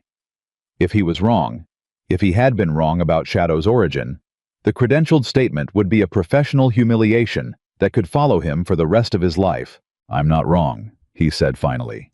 It sounded like he was saying it to himself as much as to her. No, Clara said. You're not. All right, he said. I'll do it. She did not say thank you immediately. She worked 2 more fence staples first, because she was someone who finished what she started. Then she set down the pliers and looked at him. Thank you, Samuel, she said. Don't thank me yet, he said. Wait until we see what Caldwell does when he finds out. Caldwell found out in June. The entry documents for the Bozeman Territorial Show required a public registration filing, which meant that when Clara submitted Shadow's entry with Samuel's lineage statement attached, the information became accessible to anyone who wanted to look at it. Caldwell had someone looking at it within 3 days. The response was faster than she expected and more formal than she had anticipated. A letter arrived from Caldwell's lawyer, not Aldrich this time, but a different man, a senior partner from a Helena firm, whose stationery suggested he cost considerably more per hour. The letter questioned the validity of Samuel Turner's lineage claim on the grounds that it was an oral history identification without documentation, challenged Clara's right to enter an unregistered horse in a formal territorial competition, and suggested that proceeding with the entry under these circumstances could expose both Clara and Samuel to legal liability for misrepresentation. Clara read the letter at Daniel's table with Samuel across from her, and she read it twice and then set it down. Can they do this? She asked. They can raise the challenge, Samuel said. He had already read the letter. His expression was controlled, but she could see the tension in it, the awareness that his name was now attached to something being formally disputed. Whether the challenge holds is a different matter. The competition rules allow for oral identification by a recognized expert in the absence of written records. I qualify as a recognized expert. The question is whether the registration committee will accept that, and if they don't, then Shadow doesn't compete. Clara looked at the letter. Who sits on the registration committee? Samuel said nothing for a moment. Samuel. 3 members, he said. Joseph Hart, who is a fair man and will judge on the rules. Mabel Stanhope, who has her own operation and no love for Caldwell. She had a water dispute with him 4 years ago that resolved in her favor, and she has not forgotten what it cost her to get there. He stopped. And the third? Clara said. Franklin Moore, Samuel said, who has done business with Caldwell for 15 years. The number sat between them. 2 to 1 was not terrible odds, but 2 to 1 assumed Hart and Stanhope voted their own judgment rather than the pressure that a man like Caldwell could bring to bear through channels that left no fingerprints. When does the committee meet? Clara asked. 2 weeks. I want to appear before them, she said, in person. Samuel looked at her. That's unusual. I don't care if it's unusual, Clara said. They're deciding whether my horse can compete based on a letter from Caldwell's lawyers. I want them to hear from me directly. Is there a rule against it? Samuel thought. No, he said slowly. There is no rule against it. Applicants are permitted to speak to registration questions if they request the opportunity. Then I'm requesting it. She appeared before the committee on a Tuesday morning in late June, in a meeting room above the Feed Cooperative in Bozeman.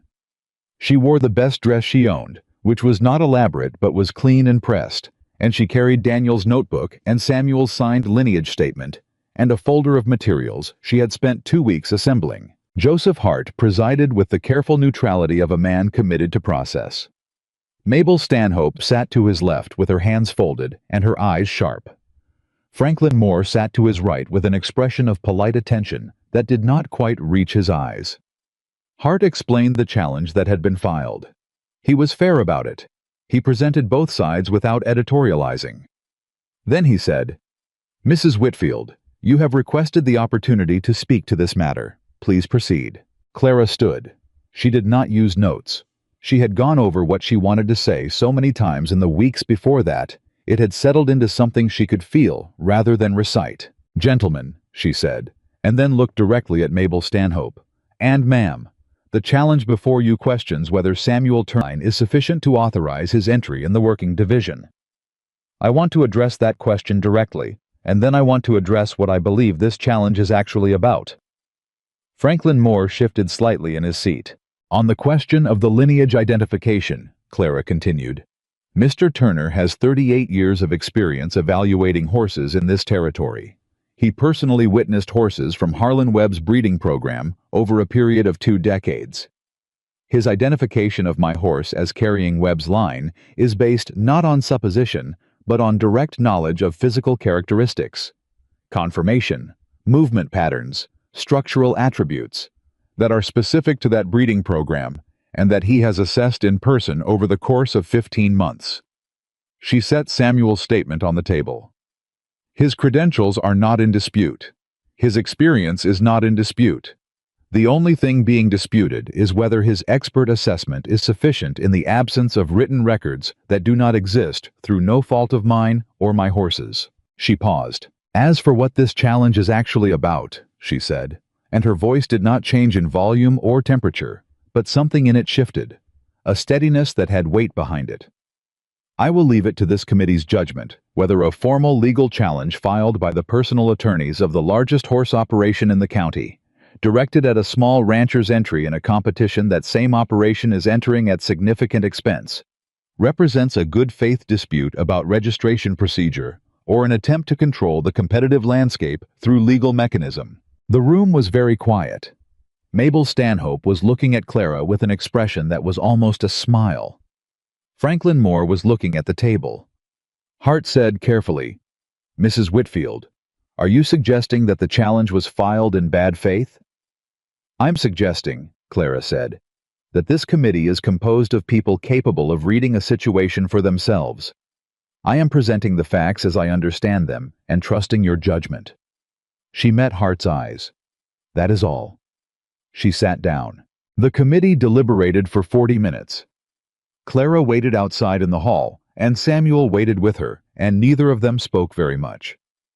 At one point, Samuel said, "That was a remarkable thing you just did." And Clara said, "I just told the truth." And Samuel said, "Yes, that's what made it remarkable." Hart came out to get her. "The committee has reached a decision," he said. His face was carefully neutral. "By a vote of 2-1, Shadow's entry has been approved. Samuel Turner's lineage statement is accepted as expert identification under Competition Rule 14, subsection 3. He paused. "I would also note for the record that the committee takes seriously any suggestion that the formal challenge process is being used for purposes other than its intended function, and that this entry will be treated with the same impartiality as any other," Clara said. "Thank you, Mr. Hart." She and Samuel walked out of that building and into the summer heat, and Clara kept her face composed until they reached the horses, and then she gripped Shadow's lead rope with both hands and pressed her face into his neck for a moment. "We're in," she said. Shadow stood solid and patient beneath her. The summer that followed was the hardest 3 months of Clara's life, and she had lived through some hard months. She trained Shadow every day with a focus and intensity that left her physically spent by evening and lying awake, thinking through the next session long after she should have been asleep. Eli came every morning and sometimes stayed until dark, absorbing everything she did and anticipating what came next in the way of someone who was learning the work from the inside out rather than from instruction. Helen Prewitt appeared twice a week with the efficiency of a woman who had decided to invest and intended to protect her investment. She watched, she commented when she saw something useful to say, and she was quiet when she didn't. The mare's foal, Legacy, was growing at Helen's ranch with the daily care of someone who understood what they had, and on the mornings Clara rode over to see him, she felt the peculiar layered feeling of watching a future unfold in real time. The summer also brought the drought. It came slowly, and then all at once, the way droughts do. By July, the creek was running lower than anyone in the valley could remember for that time of year. By August, the grass was burning off in the upper pastures of the larger operations, and ranchers were talking at the feed store with the particular tense casualness of people who are worried and don't want to be seen worrying. Caldwell's expensive horses, the California horse, the Texas horse, the Kentucky horse, were showing the strain. They had been bred and trained for specific conditions, controlled environments, reliable water, consistent feed. When conditions shifted, their performance shifted. The valley was watching this happen and drawing conclusions quietly, in the careful way of farming people who understand that conclusions voiced too loudly have a way of becoming predictions that invite contradiction. Shadow was unbothered. This was the quality Clara had purchased for $25 and spent a year developing, the quality Samuel had identified in that first long look at a thin black horse in a paddock. The endurance, the composure, the fundamental toughness of an animal whose ancestors had been built for exactly this kind of season. He drank less than the other horses. He required less adjustment in his feed. He moved through the dry summer days with the same steady reliability he had shown through the cold winter, and the people who had been paying attention to him began to pay more careful attention. In August, something happened that Clara had not anticipated and could not have engineered. One of the smaller ranching families, the Kowalski family, who ran a modest operation 10 miles east, lost their primary working horse to the heat. The animal had been old, and the summer finished what age had started, and Thomas Kowalski came to Clara's ranch on a Thursday afternoon with his hat in his hands and the look of a man who has exhausted his other options. "I heard about your horse," he said. "What you're doing with him." He was a big man, quiet, with the kind of weathered face that Montana produced in people who spent their lives outside in every season. "I heard he's good in hard conditions." "He is," Clara said. "My harvest is in 3 weeks," Kowalski said. "I've got one horse that can do the heavy work, and she's not young. I'm not going to get through it." He looked at her steadily. "I'm not asking for charity. I have money. Not Caldwell money, but money." Clara thought for exactly 3 seconds. "I don't want your money, Mr. Kowalski," she said. "Shadow needs conditioning work before the September show. Hard work, real work, not arena training. Your harvest is harder than anything I could manufacture." She paused. "Let me bring him to you 3 days next week. We'll call it even." Kowalski stared at her. "You'd do that?" "I would." "Caldwell offered to help too," Kowalski said carefully. "He sent a man last week, said he could provide a horse for the harvest season at commercial rate." Clara kept her expression neutral. "That was generous of him." "The rate he quoted was more than I could manage," Kowalski said flatly. "So here I am." Shadow worked 3 days of real harvest labor on the Kowalski property and came through it the way Clara had told Thomas Kowalski he would, steady throughout, still willing at the end of the 3rd day, requiring nothing that wasn't routine. Thomas Kowalski watched this with the expression of a man updating his understanding of something important. On the last evening, when Clara was cooling Shadow down after the work, Kowalski came and stood at the fence. "I'm going to tell people about this," he said. "What I saw this week. That all right with you?" Clara looked at him. "That's your business, Mr. Kowalski." "It's yours too," he said, "and I think you know it." She did. 2 weeks before the competition, Caldwell made his final move. It came through Samuel, who arrived at Clara's ranch one morning with a tightly folded paper and an expression she had not seen on him before. Not worry exactly, but the look of a man who is deciding how to present something difficult. "He's filed a formal protest with the competition committee," Samuel said. Clara's hands went still on the lead rope she was working with. "On what grounds?" she said. "Two grounds." Samuel unfolded the paper. "First, he is challenging the welfare of the horse. He has filed a claim that Shadow has been worked in conditions this summer that may have compromised his health and fitness for fair competition." "That's—" Clara stopped herself. "Go on." "Second," Samuel said, and his voice was careful.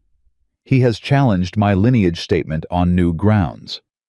He has found a man, a former employee of Harlan Webb's operation, who left under disputed circumstances 20 years ago, who is willing to sign an affidavit stating that Harlan Webb's primary stallion line died out before it could produce any offspring that reached auction." The silence in the barn was total. Clara stood very still. "If that affidavit is accepted," Samuel said, "my identification is not simply uncorroborated. It is contradicted. Shadow's entry is pulled, and my professional reputation—" He stopped. "Samuel," Clara said. "I know I'm right," he said, and his voice was steady, but she could hear what was underneath it. "I have been certain of this for 15 months, but certainty and proof are not the same thing, and I put my name on that statement without documentation, and now a man with a signed affidavit is saying I am wrong, and the committee has to weigh those two things against each other and—" "Who is the man?" Clara said. Samuel looked at her. "The former employee," Clara said. "What's his name? Where is he?" "A man named Cole Vickers. He's been living outside of Helena." "How did Caldwell find him?" "I don't know." "How much did Caldwell pay him?" Samuel paused. "That I also don't know." "But you think he was paid?" "I think," Samuel said carefully, "that a man who left Harlan Webb's operation under disputed circumstances 20 years ago and has had no public involvement in the horse industry, since is not someone Richard Caldwell located through a good faith investigation of historical records." Clara was already moving. She had Shadow's lead rope in hand, and she was thinking through logistics, distance, time, what she had and what she needed. "Helena is 2 days' ride," she said. Samuel blinked. "What?" "2 days' ride to Helena," she said. "1 day to find Cole Vickers and talk to him. 2 days back. The committee review is in 12 days. She looked at Samuel directly. "I can do that." "Clara, what is the alternative?" she said. "Wait for the committee to rule and hope for the best? Hope that they weigh your word against a signed affidavit and come out on our side?" She shook her head. "I need to know what that man actually knows, and I need to know what Caldwell offered him to say it." "You can't prove what Caldwell offered him." "No," she said. "But I might be able to find out what he actually knows about Harlan Webb's horses. If his account has gaps, if he left before the relevant breeding occurred, if his knowledge of that period is incomplete, then his affidavit isn't a contradiction of your identification, it's a gap in his own knowledge." She paused. "Will you come with me?"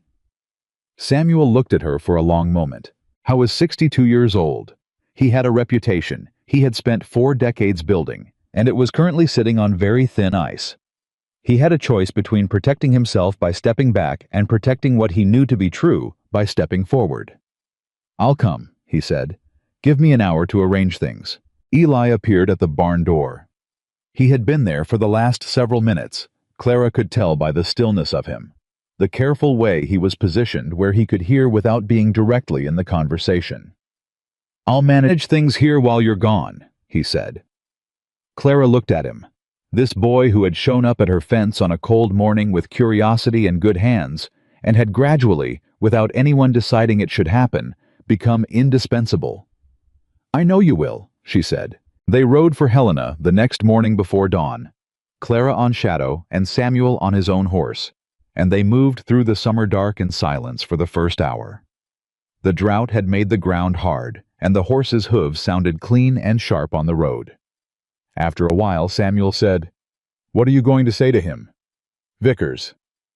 "I don't know yet," Clara said. "I'll figure it out when I see him." "That is a genuinely alarming answer." "I know," she said. "But I've found that the best conversations are the ones where you listen more than you prepare." Samuel rode in silence for another mile. "You know," he said finally, "you are not what I expected when I rode up to your fence that first morning." Clara glanced at him. "What did you expect?" "A woman in over her head," he said honestly. "That's what everyone was saying." "And what do you think now?" Samuel Turner looked at the road ahead of them in the early dark. "I think," he said, "that the valley is about to find out what over your head actually looks like, and it is not you." She did not answer. She did not need to. They rode on. The road to Helena was long and dry and full of everything that was about to happen, and Clara Whitfield rode through it with her back straight and her hands easy on the reins and the black horse beneath her, moving with the steady, tireless grace of something that had been built for exactly this. Show more. They found Cole Vickers on the second day, not where Samuel had expected. Samuel had heard the man was living on the outskirts of Helena, doing odd work around the stockyards, which was the kind of life that followed a man who had left a good position under bad circumstances and never quite rebuilt what came before. But when they asked at the stockyards, the foreman sent them to a boarding house 3 streets over, and when they knocked at the boarding house, the landlady sent them to a saloon 2 blocks down. And when they walked into that saloon in the late afternoon of their second day of riding, they found Cole Vickers at a corner table with a glass of whiskey and the look of a man who had been expecting someone to find him and was not entirely sure how he felt about it. How was older than Clara had imagined. Somewhere past 60, with gray in his beard and hands that showed decades of hard work and the particular stillness of someone who had been sitting with something uncomfortable for long enough that the discomfort had become a kind of company. He looked at Clara when she walked in, and then he looked at Samuel, and something shifted in his face. "You're Turner," he said to Samuel. "I know your name from the papers." "And you're Vickers," Samuel said. He pulled out a chair and sat down without being invited. Clara did the same. Vickers looked at his glass. "I figured someone would come," he said. "Then you know why we're here," Clara said. "I know what I signed," he said. "If that's what you're asking." "I'm asking what you actually know," Clara said. "Not what you signed, what you know." Vickers was quiet for a moment. He turned his glass on the table. He was not a man who was comfortable with being looked at directly. She could see that, and she kept looking at him anyway, because she did not have the luxury of making people comfortable right now. "I worked for Harlan Webb for 11 years, he said. "Good years, most of them. I knew those horses." "When did you leave?" Clara asked. 81, he said. Autumn of 81. Clara looked at Samuel. Samuel said carefully, "The breeding that produced the line I identified in Shadow's confirmation occurred in 78 and 79. Harlan's primary stallion, the Canadian horse, had 2 breeding seasons that produced what I would describe as his defining offspring. You were there for both of those seasons." "I was there," Vickers said. "Then you know the line didn't die out," Samuel said. "You know it produced." Vickers said nothing. "Mr. Vickers," Clara said. Her voice was quiet. "I am not here to get you in trouble. I am not here to take back what you signed. I am here because a man named Richard Caldwell is attempting to use your signature to prevent my horse from competing in a fair contest. And I need to understand what you actually know so that I can go back to a committee and tell them the truth." She paused. "What did Caldwell offer you?" Vickers looked up at her. His eyes were tired and a little ashamed, and something else underneath that, something that might have been relief at being asked directly. $200, he said. The number landed in the air between them. $200, Clara repeated, to sign a statement saying the line died out. He said it was a property dispute, Vickers said. His man said there was a question about some papers, some documentation, and he needed a supporting affidavit from someone who had first-hand knowledge. He said it wouldn't hurt anyone. "And you believed that," Clara said. Not accusatory, just plain. Vickers looked back at his glass. "I needed the money," he said. I've needed money for a long time." He was quiet for a moment. "I told myself it was a long time ago, and maybe I was misremembering. Maybe the line did die out. Maybe I was wrong about what I saw." "But you weren't wrong," Samuel said. A long silence. "No," Vickers said finally. "I wasn't wrong. Those foals were born, and they were strong, and at least 2 of them were sold at auction before Harlan's operation went under. One went south. One went— I don't know where the second one went. Somewhere west, I thought." "Somewhere west," Samuel said. "Like a foreclosed property near the Judith River." Vickers looked at him. "That's where my horse came from," Clara said. "That's the connection. That's what your signature was being used to break." The silence that followed was the longest one yet. Clara waited. She had learned from months of dealing with lawyers and committees and powerful men that the most important thing she could do in a room was wait, not fill the silence, not press. Just wait and let the person across from her do the work of deciding who they wanted to be. Vickers picked up his glass and set it back down without drinking. "What do you need from me?" he said. Clara exhaled slowly. "A written statement correcting the affidavit," she said. "Witnessed and signed, stating what you actually know about the breeding seasons of 78 and 79 and what you saw produced from them." "Caldwell will know it was me," Vickers said. "Yes," she said. "He won't be happy about it." "No," she said. "He won't." $200 buys a lot of unhappy," Vickers said. He was not being funny. He was doing arithmetic. Clara reached into the inside pocket of her coat. She set $60 on the table, everything she had brought with her. It was not 200. It was not close to 200. "That's what I have," she said simply. "I'm not going to pretend it's more than it is." Vickers looked at the money. He looked at Clara. He looked at Samuel. He picked up his glass, and this time he did drink, and when he set it back down he said, "I'll need paper and something to write with." Samuel had both. He had carried them in his coat pocket from Bozeman, the way a man carries something when he is hoping but not certain. Cole Vickers wrote his correcting statement at a corner table in a Helena saloon, while Clara held the lamp steady, and Samuel witnessed, and the afternoon light fell through the window onto the table, and outside on the street, life went on the way it always did, indifferent to the particular weight of what was happening inside. When Vickers signed his name, his hand was steady. "I hope that horse is everything you say he is," he said. "He is," Clara said. "Then I'm glad," he said.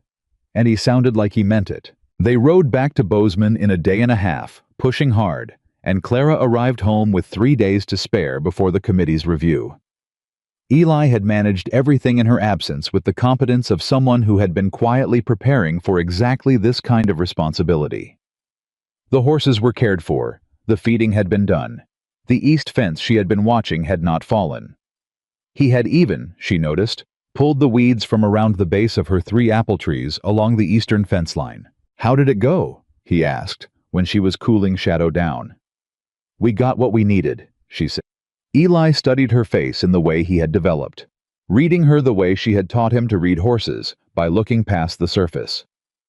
"You're tired," he said. 3 days of hard riding will do that."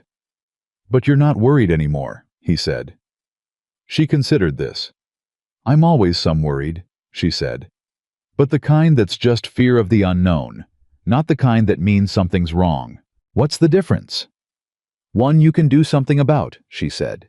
"The other you just have to ride through." She submitted Vickers' correcting statement to the competition committee the following morning, along with a written account of how it had been obtained.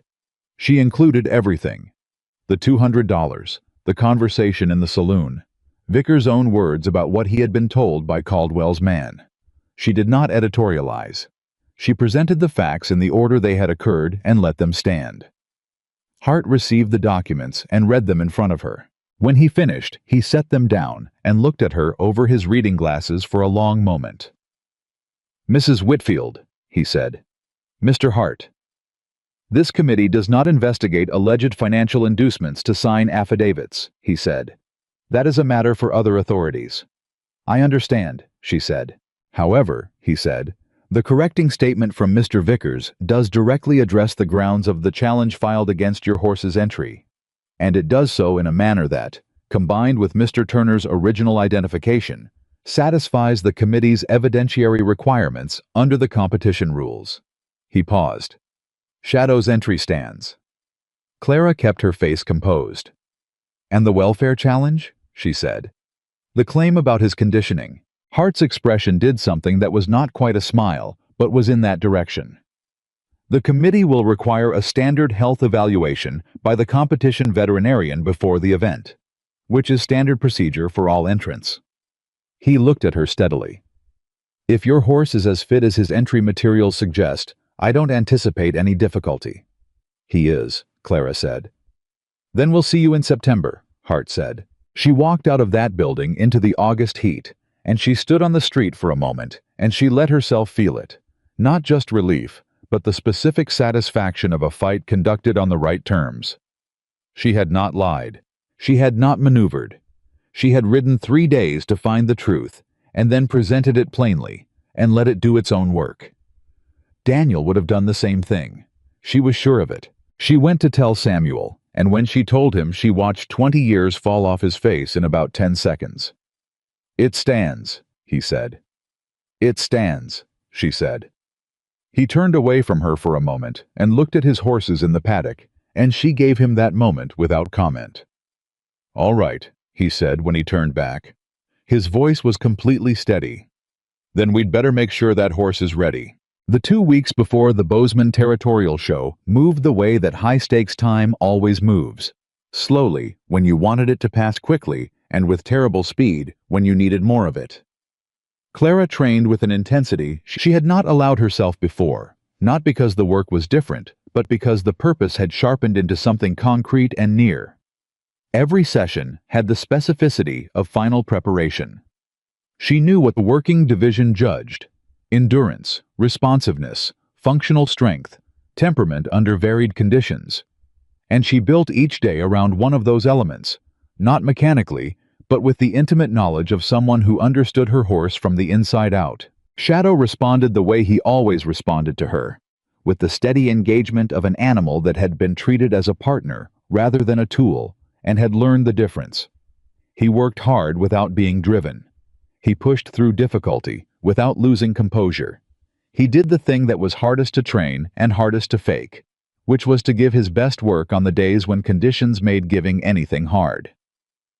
Helen Pruitt came the Thursday before the show. She arrived in the morning and watched the full training session from the fence without speaking, and when it was done, she came into the ring and stood with Clara and Shadow and said, "He's ready." "Yes," Clara said. "You're ready," Helen said, and the way she said it made clear that she was not talking about the competition logistics. Clara looked at her. Helen Pruitt was not a woman who said things she didn't mean or said more than she meant, and Clara had learned to receive what she offered without deflecting it. "I think so," Clara said. "I have been in this valley for 40 years, Helen said, and I have never entered an animal in a competition that Richard Caldwell was also entering. Not because I was afraid of him, because the cost of winning against him always seemed to outweigh what winning was worth." She paused. "This time, I have a stake in what's in that ring, and I want you to understand that I am not indifferent to the outcome." "I know," Clara said. "Good." Helen picked up her gloves. "Win," she said simply, and left. The morning of the Bozeman Territorial Show arrived with the particular quality of mornings that have been anticipated for so long that when they finally come, they feel both inevitable and somehow unreal. Clara was up before dawn. She had slept, which surprised her. She had expected to lie awake, and she woke with the clarity of someone who has resolved something in her sleep that her waking mind had been still wrestling with the night before. She knew what she was doing. She knew why she was doing it. She was not confused about either of those things. She prepared Shadow with the methodical care she brought to everything, working through every step of grooming and tacking with quiet attention, talking to him the whole time in the low, steady voice he had learned to take comfort from. He stood with the relaxed alertness of an animal that reads intention, and had learned that Clara's intentions were always worth following. Eli arrived before she had finished. He was wearing his best shirt, and he had done something to his hair that suggested he was aware this was a significant day. He picked up what needed doing without being asked and worked beside her in the easy silence they had developed over 18 months of shared mornings. When Shadow was ready, Eli stepped back and looked at the black horse in the full light of the morning. "He looks like he belongs somewhere important," Eli said. Clara recognized those words. He had said the same thing the first morning he had come through her fence, looking at an underfed black horse that the whole valley was laughing about. "He does," she said. "He belongs right where he's going." Eli looked at her, and she could see in his face everything the 18 months had put there. The learning and the loyalty and the growing up that had happened alongside Shadow's recovery, and her own. The way a person's character gets built in the same way an animal's condition gets built. Through daily consistent care, and the refusal to give up when conditions are hard. "I believe in him," Eli said. It came out with the simplicity of something that had been true for a long time. "I know you do," Clara said. "Let's go." The Bozeman showgrounds were loud with the accumulated energy of a large crowd and the particular tension of a competitive day. Clara had been to the show before, once with Daniel 2 years before he died, and she remembered it as a festive thing. People selling food and equipment, horses being shown off, the comfortable pageantry of a community celebrating something it cared about. Today, it felt different. She noticed the way people looked at her when she came through the gate. Not all of them, not even most of them, but enough. The word had gotten around. The water dispute, the registration challenge, the ride to Helena. In the compressed geography of a valley community, these things moved. She saw Caldwell before he saw her. Howe was standing near the main arena entrance with 2 men she didn't recognize and the lawyer Aldrich, and he was watching the arriving competitors with the proprietary ease of a man who considers himself the natural center of any event he chooses to attend. His 4 competition horses had been brought in the previous day and stabled on the grounds, and she had heard that 2 of them were genuinely impressive animals. The Kentucky horse especially, which had been talked about in the days leading up to the show by people who had seen it exercise on the grounds. When Caldwell's eyes found her, they stopped. For a moment, neither of them did anything. She was 40 yards away, and he was 40 yards away, and the noise and movement of the showgrounds flowed between them like water around 2 rocks. Then Caldwell turned back to his companions. Clara kept moving. She found the working division registration and checked Shadow in and spoke to the competition veterinarian, who examined him efficiently and thoroughly and found nothing to question. The man wrote his clearance with the brief directness of a professional who was doing his job and found it uncomplicated, and Clara thanked him and led Shadow to the warm-up area. Samuel was already there. He had arrived early, and he was standing at the rail with Helen Pruitt and Thomas Kowalski. The Kowalski family had driven in from their ranch specifically to watch, and behind them, to Clara's genuine surprise, she saw Eli's father, James Parker, who had never to her knowledge attended this kind of event, and had made the long trip today in his work clothes with a directness that told her it had been a decision rather than a convenience. She had not expected him. She found that she was more moved by his presence than she could easily explain. He tipped his hat when she caught his eye. She nodded back. The working division ran through the morning in a sequence that the judges controlled with careful attention to time. There were 11 entrants. Clara had watched the other horses in the warm-up area, and she was honest with herself about what she saw. There was good stock in this division, animals well prepared and well managed, and she was not going in with the assumption that Shadow's quality was so obvious it would carry itself without performance. He would have to show them. The first phase was endurance, a sustained working circuit that tested how a horse maintained quality of movement and responsiveness over distance and time. The judges watched from horseback alongside, making notes, observing not just what the horse did, but how it did it. Whether it was laboring, whether it was losing rhythm, whether the animal was giving itself or being driven. Shadow worked through that circuit the way he had worked through 3 days of Kowalski's harvest, with the kind of effort that looks easy from the outside, because it is coming from reserves that run very deep. His movement stayed clean. His responses stayed immediate. At the midpoint, when several other horses were beginning to show the small signs of fatigue, a shortened stride, a slight heaviness in the contact, he was working with the same quality he had started with. Clara felt it under her and said nothing, and kept her own body quiet and let him do the work. At the circuit's end, one of the judges, a compact woman with close-cropped gray hair named Adeline Walsh, who Clara knew by reputation as the most knowledgeable working horse judge in the territory, rode alongside her for a brief moment. "What is he?" Walsh asked. Not rudely, the way someone asks when they are genuinely trying to place something they are looking at. "A working horse," Clara said. Walsh looked at her. "His bloodline." "Webline," Clara said. "Northern Territory." Samuel Turner identified it. Walsh looked at Shadow again. She said nothing further and rode away. Clara did not allow herself to interpret that. She rode back to the waiting area and dismounted and gave Shadow water and stood with him while the morning moved through its phases. The second phase was temperament evaluation. Controlled exposure to a series of conditions designed to test how a horse behaved under pressure. Loud noise. Rapid movement at close range. Novel obstacles. The evaluation was not designed to frighten horses. It was designed to distinguish between horses that merely tolerated difficulty and horses that processed it and moved through it without losing their quality. Shadow walked through every element of the temperament evaluation, with the calm that had characterized him from the earliest days of his recovery. He was not indifferent. His ears moved. He noticed everything. But his noticing led to assessment rather than reaction. He looked at the obstacle, and then he went over it. He heard the noise and adjusted and kept working. He was asked 3 times to do things he hadn't been specifically trained for, and he worked through the logic of each one with the patience of an animal that had learned trust as a working principle rather than a specific drill. Clara stayed out of his way and let him be excellent. In the waiting area afterward, she was standing with Samuel when Caldwell's California horse came out of the temperament phase earlier than expected. She heard the murmur before she could see what had happened, and then she could see.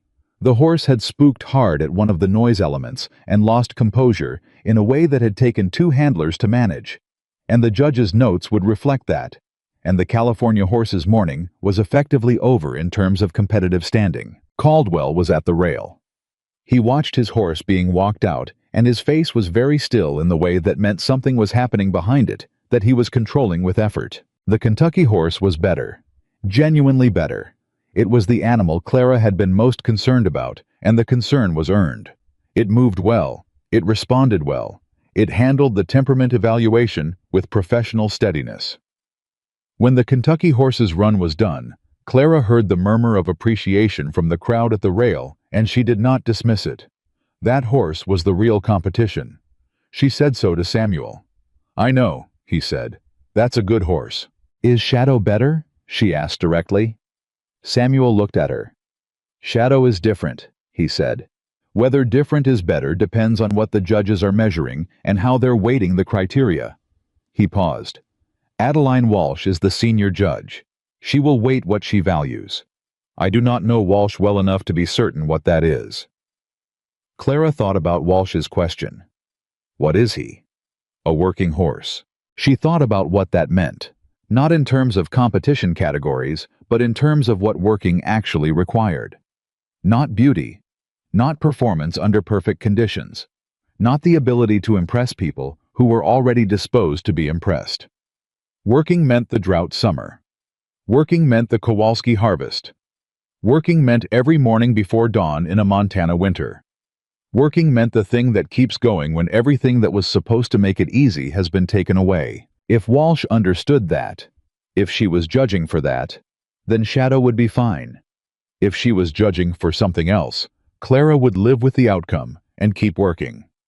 That was as far as she could take it. The final phase was functional performance, a series of practical working tasks that varied by year and were announced the morning of the show so that no competitor could specifically drill for them in advance. This year's tasks: working a gait from horseback, managing a section of ground that had been disrupted to simulate difficult terrain, and a final open section where the horse and rider could demonstrate any working skill they chose, judged on quality of execution and practical utility. The gait task was precise work, and Shadow did it cleanly. Body position, timing, the delicate adjustment that the task required when the gate swung unexpectedly faster than intended. Clara corrected without fuss and finished the task and moved on. The disrupted terrain was where she saw the full difference. 3 horses before her had struggled with it. 2 had handled it adequately.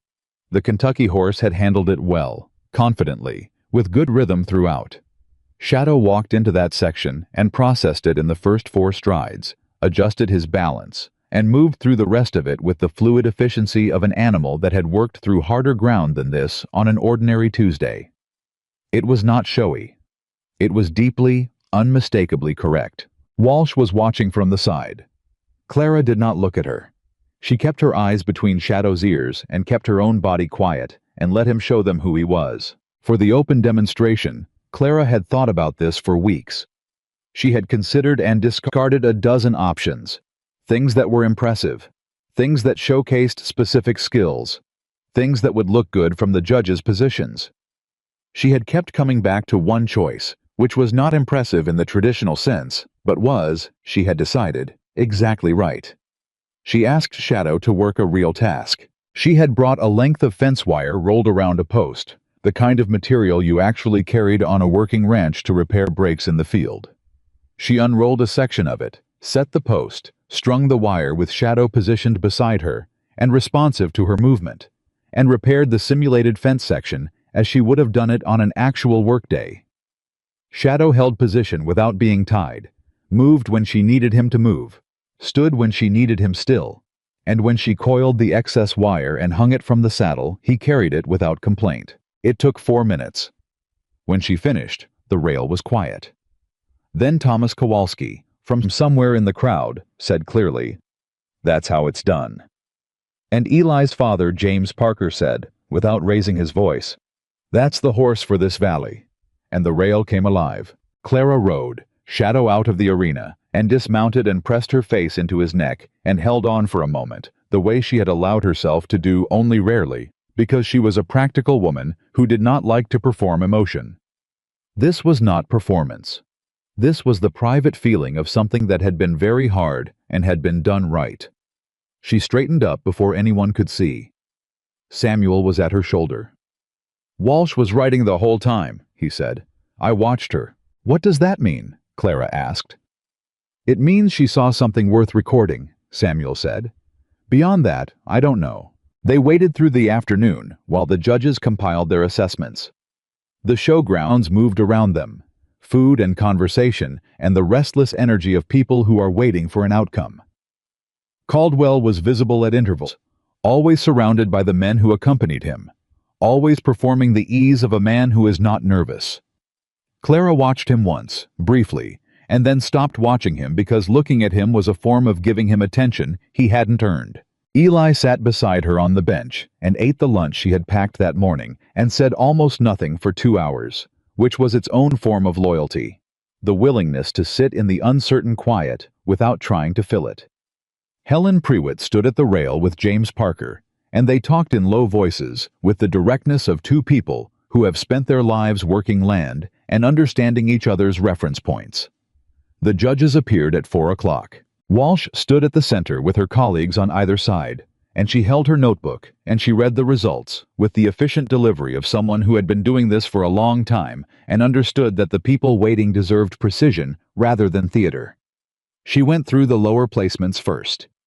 Clara sat still. She heard Caldwell's California horse, 4th place working division. She heard the Texas horse, not placed. She heard the Kentucky horse, 2nd place. The grounds went quiet in a particular way. "1st place, working horse division," Walsh said. "Shadow, owned and managed by Clara Whitfield of Bozeman, Montana. Identification documentation. Webline, Samuel Turner certifying." The committee notes exceptional endurance, superior temperament evaluation, and the highest scoring open demonstration in this division's history. The last sentence arrived like something Clara had not braced for. Highest scoring open demonstration in this division's history. The crowd broke. Not politely. Not with the restrained appreciation of competition spectators. with the genuine noise of people who had been watching something build for a long time and were finally releasing the weight of what they had been watching. Thomas Kowalski was on his feet. Eli was on his feet. James Parker put 2 fingers in his mouth and produced a whistle that Clara felt in her chest from 20 feet away. Helen Pruitt did not cheer. She stood very still at the rail with her hands clasped in front of her, and her expression open and clear and absolutely satisfied. Samuel Turner was crying. I was not trying to hide it, and Clara was not going to look at it directly, because if she did, she was going to cry herself, and she was still standing in a public place, and she had chosen to conduct herself with dignity today. She looked at Shadow instead. He was standing beside her with his ears forward, and his eyes moving over the crowd, and his black coat catching the afternoon light, and he was utterly, completely calm. Clara put her hand on his shoulder. "You did it," she said quietly. She moved then, out of the holding area and toward the front where Walsh and the other judges were. She walked through the crowd, and people moved for her and said things she half heard. Congratulations, well done, extraordinary. And she kept moving until she was in front of Walsh. Walsh held out her hand. "I want to ask you something," Walsh said, when they had shaken hands. "Ask," Clara said. "The fence repair," Walsh said. "That was your demonstration choice." "Yes. It was not the most impressive option available to you." "No," Clara agreed. "Why that?" Walsh asked. Clara thought for a moment. "Because impressive and useful are not always the same thing," she said. "That horse was built to work. I wanted to show what working actually looks like." Walsh looked at her steadily. "And where did you find him?" "Billings auction," Clara said. "July of '78. I paid $25. Walsh blinked once. It was the first time her composure had shifted. $25. "Nobody else wanted him," Clara said. Walsh looked at Shadow, who was standing patiently at Clara's shoulder, and then back at Clara. "Somebody should have looked harder," Walsh said. "Yes," Clara said. "They should have." She found Caldwell 30 minutes later, not because she was looking for him, but because the showgrounds were not large enough for avoidance to be complete. I was moving toward the exit, and she was moving toward the water trough, and they ended up at the same corner at the same time. He stopped. She stopped. The men who accompanied him were not there. They had gone ahead or fallen behind, and for a moment it was just the 2 of them and the noise of the grounds around them. Caldwell looked at Shadow. He looked at Clara. His face was doing something complicated, and she watched it without expression.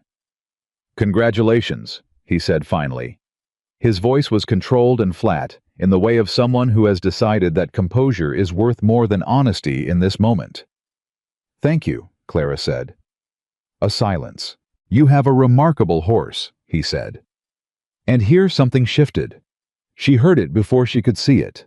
A small, precise change in the quality of his voice, as if he were setting something down. "I underestimated him." Clara looked at him steadily. "You underestimated me," she said. He met her eyes. "Yes," he said. "I did." It was the most honest thing he had ever said to her. She did not soften it for him. She did not add anything to it. She let it be what it was. "Mr. Caldwell," she said, "the water rights appeal is still pending." "I know." "When it resolves, I'd like to be done," she said. "Not because I can't continue, but because this valley has better things to do with its energy than watch 2 operations fight each other over water and registration committees and signed affidavits." She paused. "Whatever you think of me or my horse, that is true, and I think you know it." He was quiet for a long moment. "I'll speak to my lawyers," he said. "That's all I'm asking," she said.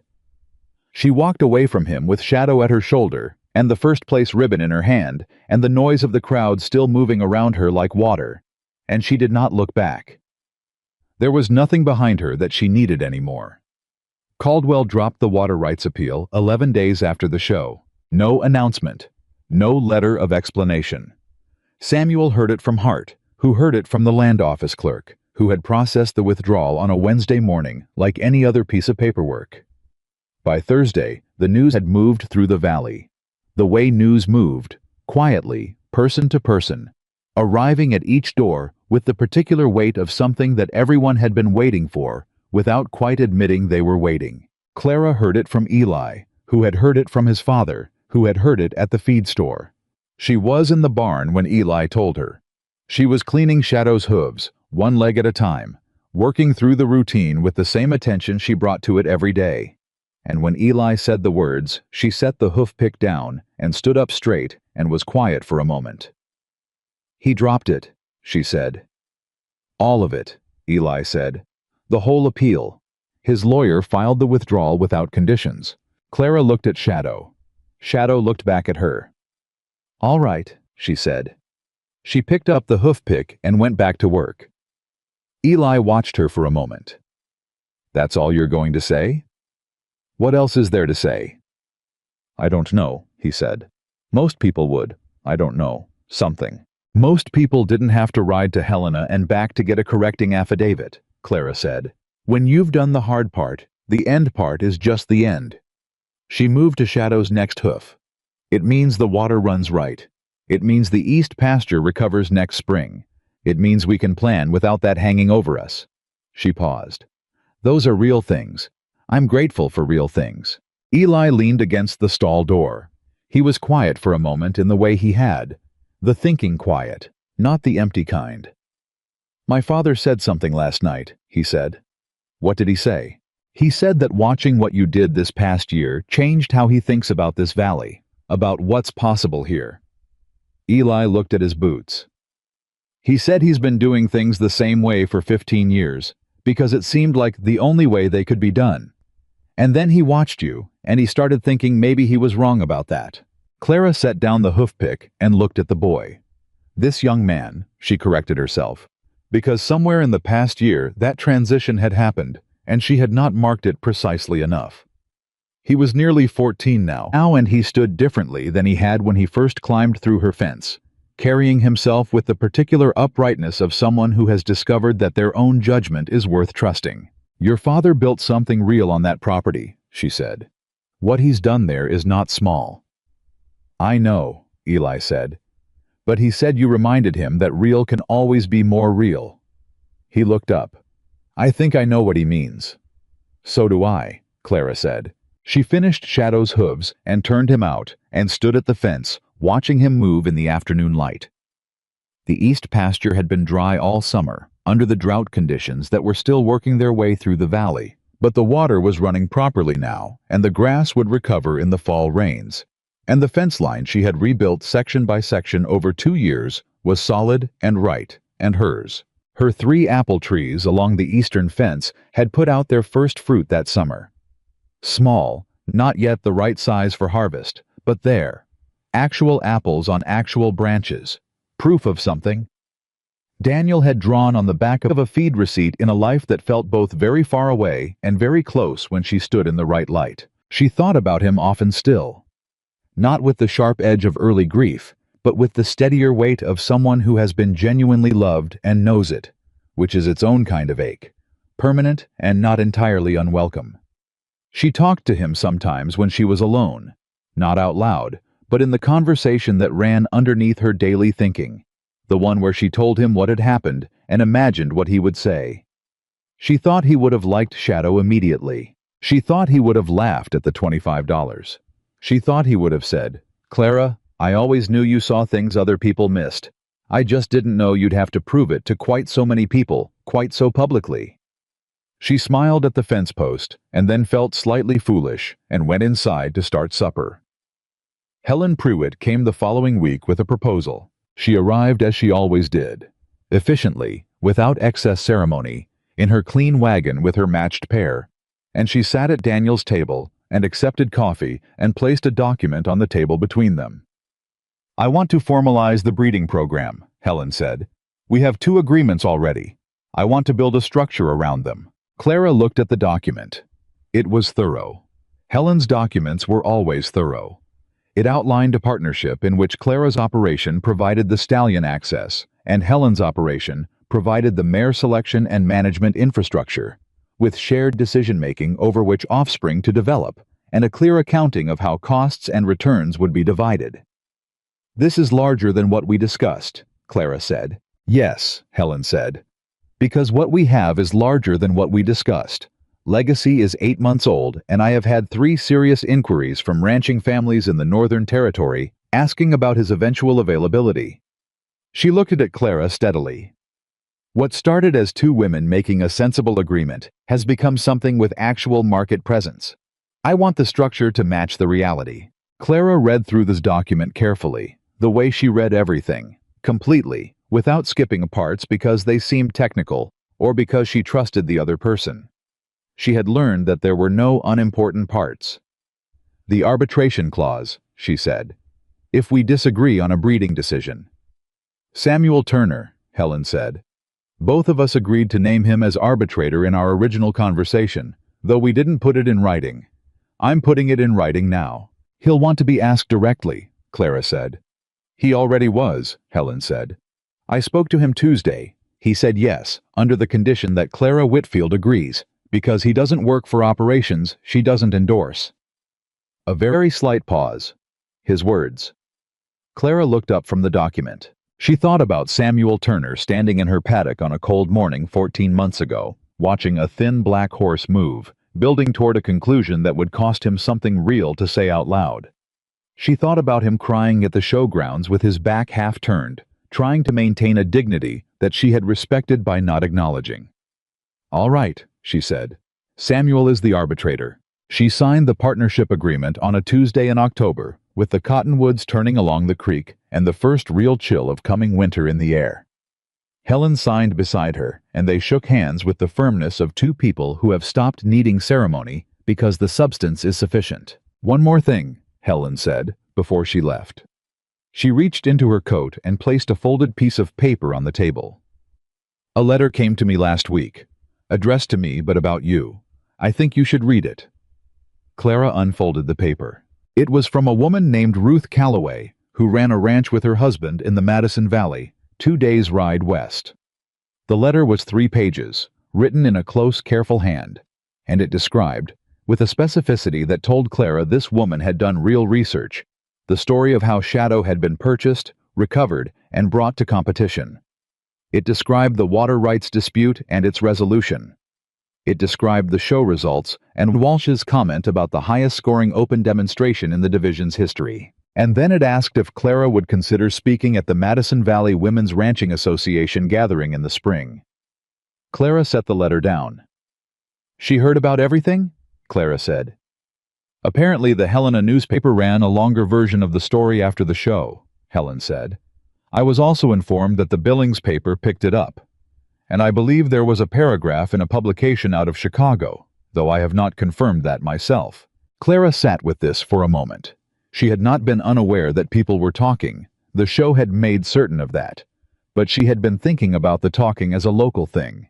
The valley knowing its own business, the way it always did. Chicago was not the valley. What would I say to a women's ranching association? Clara said. Helen looked at her with the expression of a woman who has decided not to say the obvious thing, because the other person is capable of arriving there herself. Clara thought about it for another moment. Then she thought about the day she had walked into 9 kitchens and laid out the water argument and watched 9 different people recalculate what was possible. She thought about Thomas Kowalski standing at her fence, saying, "I'm going to tell people about this." She thought about James Parker driving in from his ranch in his work clothes to stand at the rail. She thought about being 24 years old, with $31 and a dead husband and a cracked wagon wheel, standing in an auction yard, looking at a horse that everyone else had looked away from. "I think I'd tell the truth," she said. "That's what I usually do." Helen stood up. "Write to her," she said. "Say yes." Clara wrote to Ruth Calloway that evening. The fall moved through with the good purposeful quality of a season that follows a hard one. The east pasture began its recovery as the rains came in October and November. Clara laid in her winter feed with more security than she had managed in the 2 previous years. She repaired the east side of the barn roof that had needed doing since before Daniel died, hiring Thomas Kowalski's eldest son to help with the heavy work and paying him fairly, and feeling the uncomplicated satisfaction of a transaction conducted between people who respected each other's labor. Eli came every morning. He had started quietly and without announcement, keeping a small notebook of his own. Observations about the horses, notes on what worked and what didn't in training sessions, questions he wanted to ask but had not yet asked. Clara found it one morning when it fell from his coat pocket, and she picked it up and handed it back without looking at it, which he understood as the courtesy it was. "You should keep doing that," she said. He looked at the notebook and then at her. "Keeping notes?" "Thinking carefully about what you're seeing and writing it down so you don't lose it," she said. "That's not a small thing." He put the notebook back in his pocket. "My father said I could stay through the spring," he said. "If you'll have me." "Through the spring and after," Clara said. "If your father agrees and you want to." "I want to," Eli said immediately. Then, with slightly less speed, "I want to learn everything." "You already know a lot," she said. "Not enough," he said. "No," she agreed. "Not yet. But you're going in the right direction." Shadow spent his second winter on the Whitfield Ranch the way he spent his first, without complaint, without difficulty, with the steady animal composure of something that has found its right place and settled into it completely. He was 5 years old now by Samuel's assessment, or perhaps 6, and at the full height of his physical power, and the black coat that had been so dull and rough on that July auction day had deepened over 2.5 years of care into something that caught light differently at different hours. Almost blue in the cold morning, almost brown in late afternoon, and in the middle of the day simply, purely, absolutely black. People stopped on the road to look at him. Not the way they had stopped in the early days, with amusement or pity. They stopped the way you stop when you see something that you recognize as significant, when the quality of a thing is apparent enough that it reaches you before you have time to decide what you think about it. Clara noticed this and did not comment on it.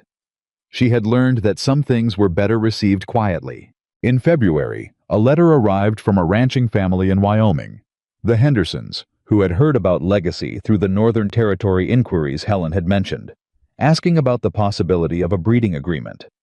In March, a second letter arrived from a man in Colorado who had read the Chicago item and wanted to know more about Shadow's lineage and what it had produced. In April, the week before Clara left for the Madison Valley gathering, a third letter arrived from a buyer in California who did not want a breeding agreement but wanted to purchase one of Legacy's future siblings outright, for a figure that Clara read 3 times before she was certain she had the number right. She brought all 3 letters to Helen. Helen read them at the kitchen table in the measured way she read everything, without expressing reaction until she had finished. "The Wyoming family is serious," she said. "The Colorado man is doing research. He may become serious in time. The California offer." She set that letter down separately. "I want Samuel to read this before we discuss it." "What do you think?" Clara asked. Helen folded her hands on the table. "I think," she said, "that what we built here is worth considerably more than either of us was thinking when we sat at this table 18 months ago and worked out our first agreement." She looked at Clara directly. "And I think you should understand clearly that the value is not in the horse alone and not in the bloodline alone. It is in what people have understood about the story. A horse no one wanted, built into something that the territory is now writing letters about. That story has legs of its own, and you need to decide how you feel about that." Clara thought about it. "I feel like it's true," she said finally. "Everything that happened, happened, and the story is just what happened in order." "That's a useful way to think about it," Helen said. Clara left for the Madison Valley gathering on a Tuesday morning with Shadow saddled beneath her and a small case of materials she had put together. Not a formal presentation. Just the documents and the photographs that Samuel had taken at the show, and the partnership agreement, and Daniel's notebook, because that was where it had all started, in the margins of a dead man's careful plans. The gathering was 40 women, some who ran their own operations independently, and some who managed alongside husbands or sons, and some who were in the early stages of trying to build something from very little. They sat in the meeting hall of a ranch outside Ennis, and they listened to Clara, the way people listen when they recognize that they are hearing something that is intended to be useful rather than impressive. She told them about the auction. She told them about the $25. She told them about the 9 kitchens, and the ride to Helena, and the fence repair in the open demonstration, and she told them about Walsh's question, "What is he?" and what she had answered. "A working horse." She told them about Eli, because she thought that part was important. The way he had climbed through a fence on a cold morning with nothing but curiosity, and had become, over months, someone indispensable. She said that the people who show up and pay attention are worth more than the people who show up with the right opinions. She told them about Helen. She told them about Samuel Turner putting his name on a statement because he knew what he knew and was willing to stand in it. She told them about Daniel's notebook and the apple orchard and the 3 trees along the eastern fence that had put out their first fruit. And then she stopped because she did not want to over-explain it. The story was the argument. She did not need to extract the lesson and hand it to them. They were capable of taking what was theirs. Ruth Calloway shook her hand at the end and held it for a moment. She was a woman in her 50s, strong and direct, with the kind of face that has been tested by weather and by time, and has come through both without losing itself. "Will you come back?" Ruth asked. "Next year?" "If you'll have me," Clara said. "We'll have you," Ruth said. Clara rode home through 2 days of spring country, with Shadow beneath her, moving in his characteristic way. The smooth rolling stride that Samuel had identified in a cold paddock as the signature of Harlan Webb's endurance line. The stride that had carried her through a drought summer and a harvest and a 3-day ride to Helena and a competition arena and everything that came after. She arrived home on a Thursday evening to find Eli at the barn, and the horses fed and the east pasture green in the last light. The grass coming back thick and strong after the drought year, the way grass always did when the water ran right. Legacy was visible as the fence of Helen's east paddock, now almost a year old, black as his father and already showing the same structural correctness that Helen had identified the morning he was born. He would be old enough to begin working in 2 years. What came after that was not yet written. Clara unsaddled Shadow and rubbed him down and stood with him in the quiet of the barn while the light went outside and the sound of the valley settled around them. Wind in dry grass, a horse moving in a neighboring stall, the particular breathing silence of a place where the work has been done right. She thought about where she had been 3 years ago. $31. A cracked wagon wheel. A dead husband's plans on the back of a feed receipt. A valley full of people entirely certain she was wrong. She thought about what she had now. Not just the ranch and the partnership and the letters from Wyoming and Colorado and California. Not just legacy at the fence and Eli's careful notebook and Samuel Turner's reputation staked and vindicated and the water running clean in the East Creek. She thought about what she had inside herself, the thing that had been built through all of it without her quite seeing it happen, the way a tree's roots build in the dark. She knew what she was worth, not what the valley said she was worth, not what the competition ribbon said, not what the California buyer's letter said, what she actually was, the full account of it. The hard years, and the stubborn mornings, and the right decisions, and the costly ones, and the love that had preceded all of it, and made all of it possible, and was present in everything she had built, even though the man who had loved her was not. Shadow breathed slowly in the barn, and she stood with her hand on his shoulder, and felt all of that settle into something she did not need to name. Eli appeared at the barn door. "Supper's ready," he said. "I made it." She looked at him. "You cooked?" "I tried," he said. "It's edible, probably." She laughed. The real kind, unguarded. The kind she had first allowed herself the morning she had ridden Shadow before dawn and come back and held on. "All right," she said. "Put Shadow's blanket on and let's go eat." They went inside. The woman who had paid $25 for a horse nobody wanted, and the boy who had climbed through a fence to see what she had seen. And behind them, in the warm barn, Shadow stood solid and easy and completely himself. The horse who had been built for work and had been given the chance to show what work, done right, by someone who believed in it, could become. The apple trees were blooming along the eastern fence. The water ran clean. The valley was different than it had been, and it would keep being different, because the things Clara Whitfield had built were not the kind that stopped when she stopped building them. They went on the way truth goes on, carried by the people who had witnessed it, by the animals who had lived it, by the bloodline that was only just beginning to show the world what it was made of. She had come to that auction yard with $31 and a grief she did not know how to carry, and she had looked at a horse that every person around her had decided was worthless, and she had looked more carefully than they had, and she had been right. That was the whole story, and it was enough.